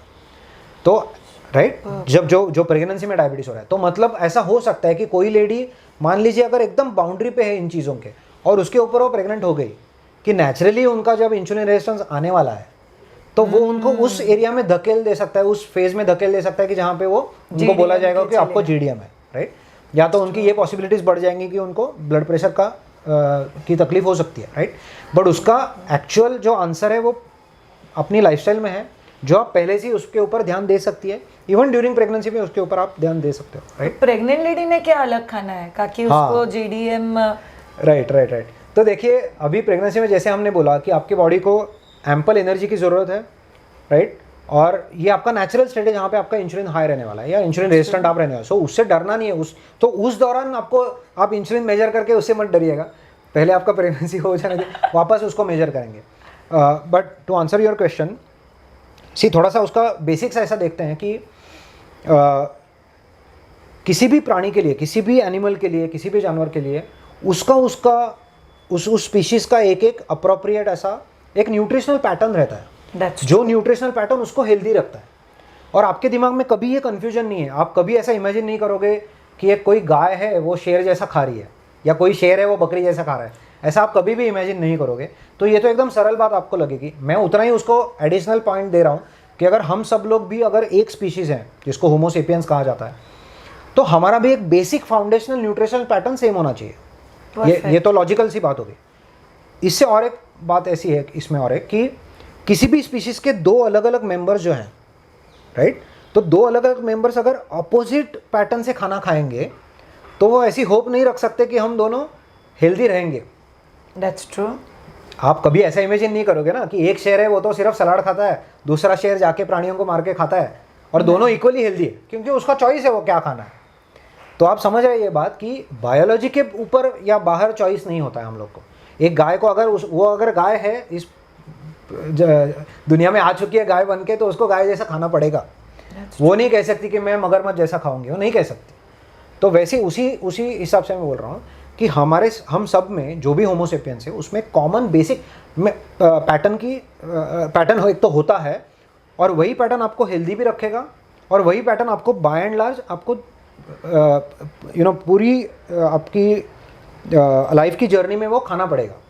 उसमें उतना चॉइस नहीं है जितना हम लोग को लगता है, राइट।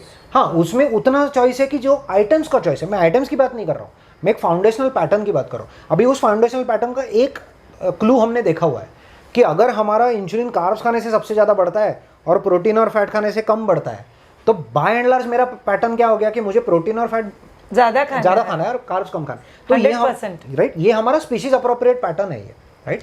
तो कहने की बात ये है कि अगर ये मेरा फाउंडेशनल पैटर्न है तो मुझे प्रेगनेंसी से पहले भी किसी लेडी को, ड्यूरिंग प्रेगनेंसी भी और आफ्टर प्रेगनेंसी भी ब्रॉडली तो यही खाना है, राइट। लवली। और कई लोग ऐसा क्वेश्चन पूछेंगे कि अरे आप तो बोल रहे हो कि लो कार्बोहाइड्रेट खाइए, बट हम लोग को तो बताया गया है कि फूड पिरामिड हमने देखा हुआ है स्कूल कॉलेज के लेवल से, तो उसमें बताया गया कि 60-70% आपका एनर्जी आने वाला है कार्बोहाइड्रेट से। तो फिर और आप उसी सेंटेंस में ये भी बोल रहे हो कि एनर्जी की ज़्यादा ज़रूरत है, तो वो कैसे होगा?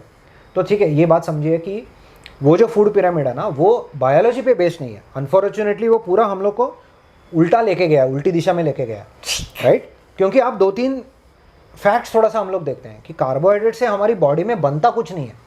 That's true, right. जैसे फैट और प्रोटीन का दोनों तरीके से यूज हो सकता है, इस्तेमाल हो सकता है। उन दोनों को आप एनर्जी भी और रॉ मटेरियल भी, कार्बोहाइड्रेट से तो सिर्फ एनर्जी मिलेगी।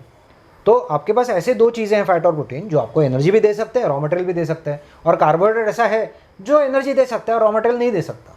तो इसमें ऑप्शनल क्या है बताइए? तो ऑप्शनल ऐसा है कि कार्बोहाइड्रेट ऑप्शनल। मैं आपको जीरो खाने के लिए नहीं बोल रहा हूँ, मैं इतना ही बोल रहा हूँ कि जिस मात्रा में हम लोग सोचते हैं उतनी कार्बोहाइड्रेट्स को एक तो ज़रूरत है नहीं हमारे शरीर को, और दूसरा अगर उतनी मात्रा में खाएं तो ये क्रॉनिक डिसीज हम लोग मोल ले लेंगे, क्योंकि हम लोग उस पेड़ पे चढ़ेंगे। तो हुआ ये है कि फैट और प्रोटीन से थोड़ा सा हम लोग को डरा दिया गया है सालों साल से। हमारी इंडिविजुअल गलती नहीं है, सालों साल से बताया गया है कि आप फैट ज़्यादा खाएंगे तो हार्ट डिसीज और हार्ट डिसीज भी हो जाएगा। ज़्यादा बड़ा एक डर हमारे मन में डाल दिया है, राइट। और मोटापा बढ़ जाएगा, ये भी ट्रू है। ये भी बोला गया है कि अरे इतना घी मत खाइए, जो भी है, राइट, इतना चीज़ मत खाइए। और दूसरा प्रोटीन के बारे में हमें डरा दिया गया कि आपका किडनीज को प्रॉब्लम हो जाएगा, राइट। सो ऐसी ये दोनों लॉजिकली सही नहीं है, क्योंकि ये सिर्फ बताया गया हम लोग को विदाउट एनी साइंटिफिक एविडेंस। 100%। ठीक है। तो मेरे पास एक मैं आपको एग्जांपल देता हूँ। Uric acid, high uric acid level का मेरे पास एक केस आया था। 40 साल का आदमी 10 साल से जूझ रहा है इस प्रॉब्लम से कि बढ़ा हुआ यूरिक एसिड है, राइट। तो मैंने उसको यही समझाया कि आपका यूरिक एसिड प्रोटीन से बनता है, ऐसे आपको बताया जाएगा, और फिर बोला जाएगा कि ठीक है प्रोटीन मत खाओ। तो ये तो ऐसा हो गया कि अगर कोई बच्चा अपने माँ के पास आके बोलता है कि यार पढ़ाई करते टाइम बहुत मेरा सर दुखता है, तो यहाँ पे ऐसी कोई दुनिया में ऐसी माँ नहीं है जो बोलेगी ठीक है फिर पढ़ाई मत कर।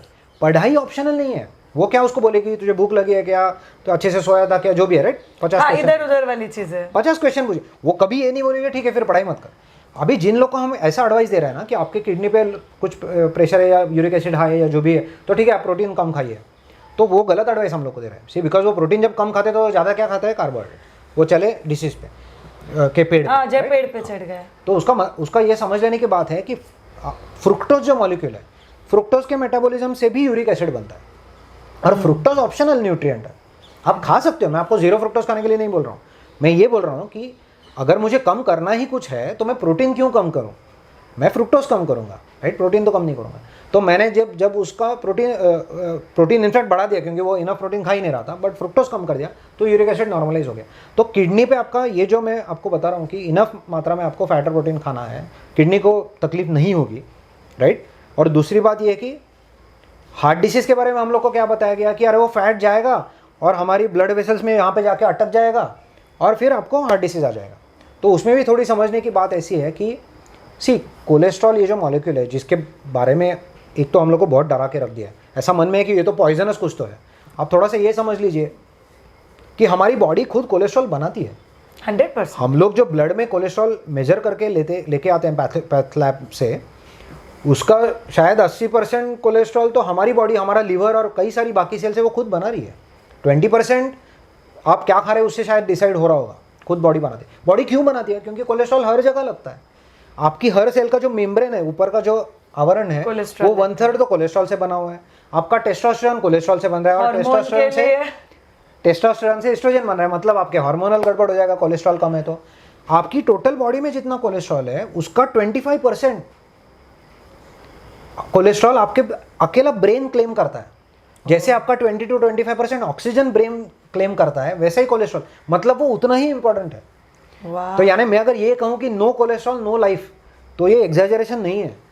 ब्यूटीफुल। ठीक है, तो कोलेस्ट्रॉल पहली बात है कि ये तो एक कुछ पॉइजनस मॉलिक्यूल वगैरह नहीं है, ये फंडामेंटल मॉलिक्यूल है जिससे हमें बाकी भी 10 फायदे हैं। आपके इम्यूनिटी लो हो जाएगा अगर कोलेस्ट्रॉल, बहुत सारी चीज़ें हो जाएंगी, राइट।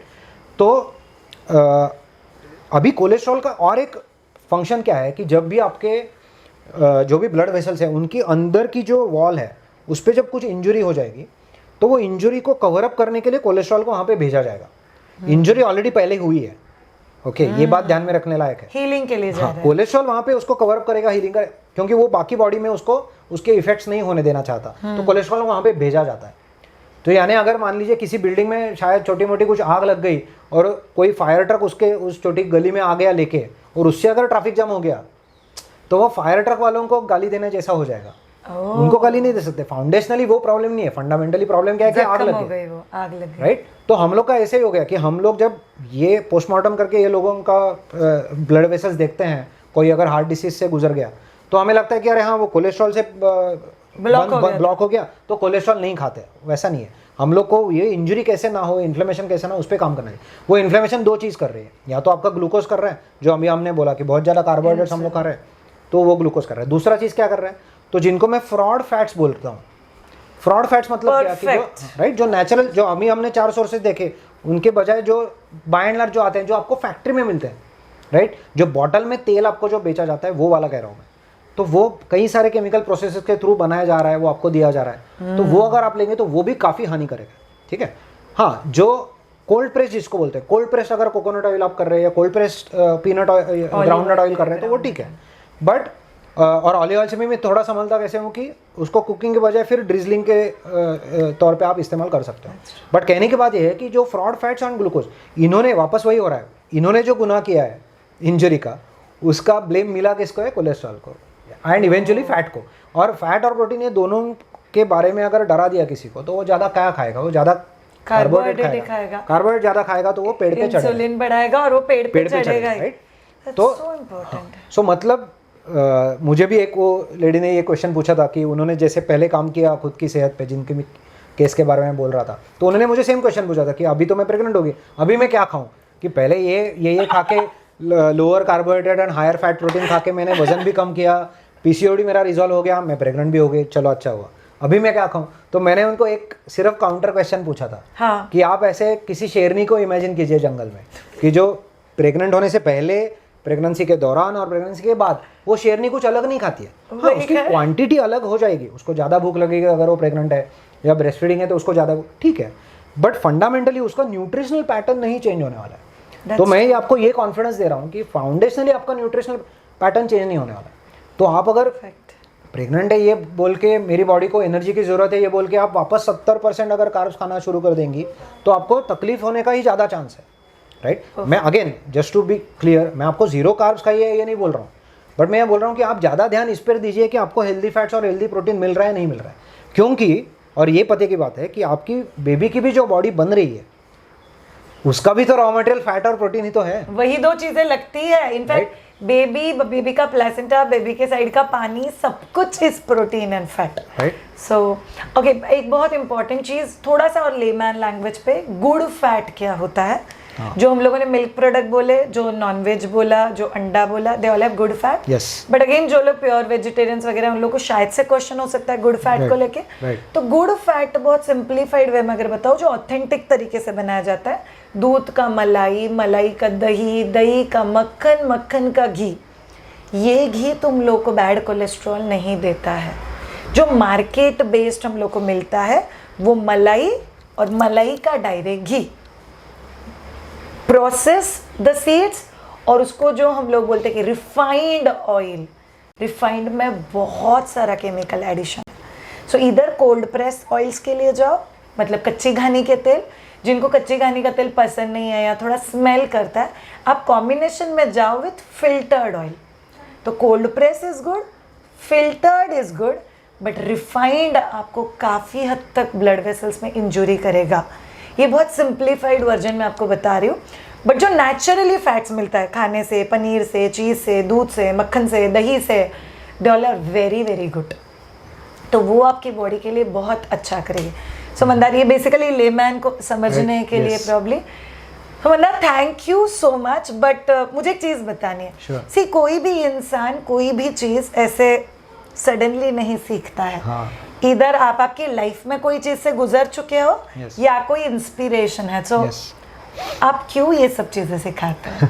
सो इसका थोड़ा पर्सनल जर्नी भी बताता हूँ और दो पार्ट्स में इसका आंसर देता हूँ। तो उसी पर्सनल जर्नी ऐसा है कि मेरी खुद की वाइफ जो एमडी डॉक्टर हैं, तो उनके काम से मुझे ये देखने को मिला कि 90% जो बर्डन हमारे हेल्थ केयर सिस्टम पर है वो क्रॉनिक डिसीज के कारण है। तो एक तो वो ऑब्जर्वेशन था। दूसरा मेरा ऑब्जर्वेशन था कि as a student of science, तो साइंस पढ़ते पढ़ते खाली समय में भी मैं पढ़ते रहता हूँ, तो मुझे वो नज़र आ रहा था कि न्यूट्रिशन के बारे में या क्रॉनिक डिसीज़ के बारे में जो एडवाइस मिल रही है वो भी काफ़ी सुपरफिशियल है। तो मेरा सेटिस्फेक्शन उससे हो नहीं रहा था।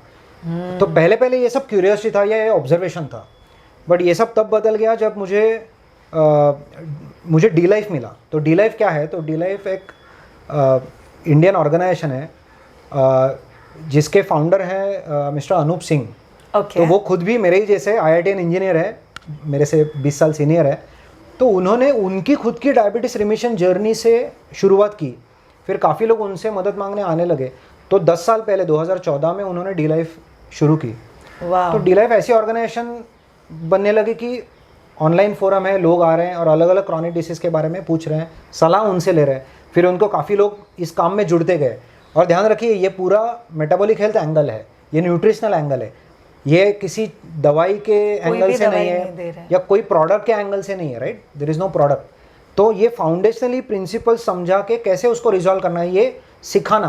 पहले तो अनूप ने ऑफकोर्स सालों साल उसमें गुजरा है, उस रिसर्च में अंदर जाके, बिकॉज जब उनका डायबिटीज हुआ था डिटेक्ट, तो उनको भी दवाई दी गई थी, बट उन्होंने वो बाजू में रख के उसका साइंस पढ़ना शुरू किया और वहाँ से ये सब। तो फिर उनको फिर लोग जुड़ते गए, जैसे बोलते हैं कारवा बनता गया। तो अभी फिर 2014 साल से डी लाइफ का ये काम तो चल ही रहा है, मगर उसमें बहुत एक इंटरेस्टिंग चीज़ हुई कि 2020 में उन्होंने इसमें एक डिप्लोमा कोर्स क्रिएट किया टू स्टडी मेटाबॉलिक हेल्थ। और ये इसको जो हम लोग बोलते हैं कि न्यूट्रिशन का ये जो पैटर्न है हमारा, कि फैट प्रोटीन हाई आपको खाना है और कार्ब लो खाना है, तो जिसको बोलते हैं LCHF, मतलब लो कार्ब हाई फैट और हाई प्रोटीन फैट, राइट?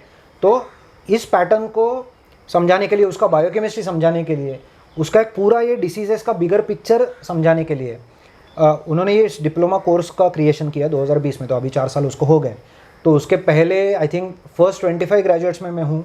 अभी 200 से ज़्यादा लोग उसमें साइंड अप हो चुके हैं, उनमें से 36 डॉक्टर्स है बाय द वे, बिकॉज ये normal main stream health care में ये पढ़ाया नहीं जा रहा है, राइट। तो इस तरह से डी लाइफ का काम हो रहा है। एक मैं ये भी बात बताना चाहूँगा कि डी लाइफ ने फिर 2 इंटरनेशनल कॉन्फ्रेंसेस इस टॉपिक पे की है, जिसमें अलग अलग देशों से, मेरे ख्याल से 15 से ज़्यादा देशों से हमने 70 से ज़्यादा एक्सपर्ट्स को बुला के उनके साथ ऐसे ही पॉडकास्ट एपिसोड्स करके, और वो यूट्यूब पे अवेलेबल भी हैं। तो ये बहुत बड़ा नेशनल इंपॉर्टेंस का काम, हेल्थ रीजनरेशन का काम, क्रॉनिक डिसीज रिमिशन का काम अनूप के इंस्पिरेशन से, डी लाइफ के इंस्पिरेशन से हो रहा है। तो I am a proud team member eight D life of course. तो वो मेरे इंस्पिरेशन है डेफिनेटली। और फिर ग्लोबल आप पिक्चर देखेंगे तो कुछ कुछ कंट्रीज में ऐसे फिर लोग आ रहे हैं, कुछ डॉक्टर्स आ रहे हैं, who are talking about they are also talking about it, they are also researching. But हमारे लिए इंडिया में I think this name Anoop Singh and D life, तो ये अगर आप देखेंगे तो ये फाउंडेशन, ये बहुत पायोनियरिंग काम है, बिकॉज ये फंडामेंटली बहुत इंपॉर्टेंट है, और पूरा क्रॉनिक डिसीज रिमिशन में ये बॉडी समझने का काम है, बहुत बड़ी फाइट है। तो मंदार आप क्या काम कर रहे हो, मतलब मुझे ये समझ में आ गया। बाय द वे व्यूअर्स में से किसी को अगर लगता है कि श्रेया ये तो कमाल है यार, मुझे सीखना है, then probably D life is the forum can be there. But मुझे मंदार से बात करनी है यार, I want to work on my rejuvenation journey, या मुझे मेरे हेल्थ को एक अलग एंगल देना है।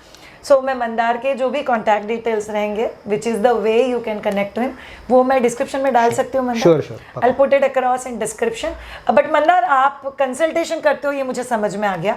मुझे ये समझ में आ गया कि अभी आप इसको full fledge as a passion कर रहे हो, with your helping people chronic disease बोल दो, आपका जिम है तो आप फिटनेस पे भी काम कर रहे हो। कोई और ऐसा आपका एक्सपोजर है या कोई चीज़ है जो आप कर रहे हो, लॉन्च करने वाले हो, which we should know? Right. So एक तो मैं इस पर एक छोटी सी किताब लिख रहा हूँ। अभी वो पहली उसकी जो एडिशन आएगी वो मराठी में आएगी। ये आप में से बहुत सारे लोगों के लिए फॉरेन लैंग्वेज है, राइट। तो मगर पूरा इरादा है कि उसको फिर एक उसकी इंग्लिश या तो शायद और भी कोई भाषाओं में, जैसे हिंदी होगी, तो हम ज़रूर करेंगे। ये भी, इसका भी काफ़ी पीछे सपोर्ट और inspiration of course D life और अनूप का है। मेरे और भी सीनियर मेंटर्स हैं उधर, शशि जी हैं, ईरा जी हैं, तो so I am working closely with them. तो ये बुक तो है, और डी लाइफ के तौर पे ये तो मेरा एक एफर्ट हो गया बुक लिखने का, और डी लाइफ के लेवल पे ऐसे और भी हम लोग कॉन्फ्रेंसेस करते रहेंगे, जिसको हम लोग बोलते हैं मेटाबॉलिक हेल्थ कॉन्फ्रेंसेस। क्या है, क्योंकि कई सारी इन चीज़ों के बारे में कुछ कुछ गलत डर भी मन में बैठा हुआ है, और कुछ कुछ अलग ऐसे नाम सुने हुए कि जो या तो लगता है कि ये कुछ तो फैड है, या तो ये कुछ किसी के लिए वर्क हुआ, मेरे लिए नहीं होगा, ऐसे भी कुछ लग सकता है। तो इसका फाउंडेशनल साइंस डिस्कस करने के लिए ऐसी कॉन्फ्रेंसेस इंपॉर्टेंट है। और अनूप और शशि जिन दोनों ने मिलके ये कॉन्फ्रेंसेस अरेंज की थी, metabolic health conference of 23 and 24, तो उनका ये बहुत बड़ा क्रेडिट है कि अनूप और शशि ने ये कॉन्फ्रेंसेस अटेंड करने के लिए भी कम्प्लीटली फ्री रखी थी सारे पब्लिक को। कहीं से भी आप हो, आप ऑनलाइन, ये पूरा ऑनलाइन था, आप उसमें जस्ट रजिस्टर करना है, अटेंड करना है। और जैसे मैंने कहा कि यूट्यूब पे उसके सारे एपिसोड्स फ्री फॉर वॉचिंग उन्होंने अवेलेबल रखे हुए हैं। तो ये उन दोनों का क्रेडिट है कि as organisers of the conference, Anoop Singh और शशिकांत अयंगार जी ने ये पूरा 2 बहुत बड़े कॉन्फ्रेंस एक तो करना, यही दुनिया में शायद नहीं हुआ है कुछ, और उसको फ्री में, बिकॉज वो सिर्फ बाकी कुछ मार्केट को या पैसे को सामने रख के उनका वो ये काम नहीं है, राइट। उनको फंडामेंटली और फार रीचिंग इम्पैक्ट वाला काम करना है, और इसलिए उसी पैशन के साथ हम लोग भी उनके साथ जुड़े हुए हैं। तो ऐसी कॉन्फ्रेंसेस भी आते रहेंगी, यू कैन अटेंड, राइट। तो वो भी आपको हम बताते रहेंगे, श्रेया के थ्रू भी बताते रहेंगे। तो ये 2 एफर्ट्स अभी चल रहे हैं, क्योंकि इसका अवेयरनेस बढ़ना ज़रूरी है। आफ्टर ऑल ये पर्सपेक्टिव की बात है, मेरे पास आपको देने के लिए कोई भी प्रोडक्ट नहीं है। आप जो भी फिक्स कर सकते हो वो बाय एंड लार्ज आपकी लाइफस्टाइल में फिक्स होना है। हाँ, उसमें वो कैसे करना है उसकी मदद मैं ज़रूर कर सकता हूँ, या मेरे जो डी लाइफ के कलीग्स हैं वो ज़रूर कर सकते हैं। लवली। एक लास्ट क्वेश्चन जो आई थिंक हम लोगों ने बहुत बार बोला कि blood report, insulin check, blood report, insulin check, तो लोगों ने एक्चुअली क्या ब्लड रिपोर्ट में करना चाहिए और उसकी एक नॉर्मल रेंज क्या है? हाँ, ओके।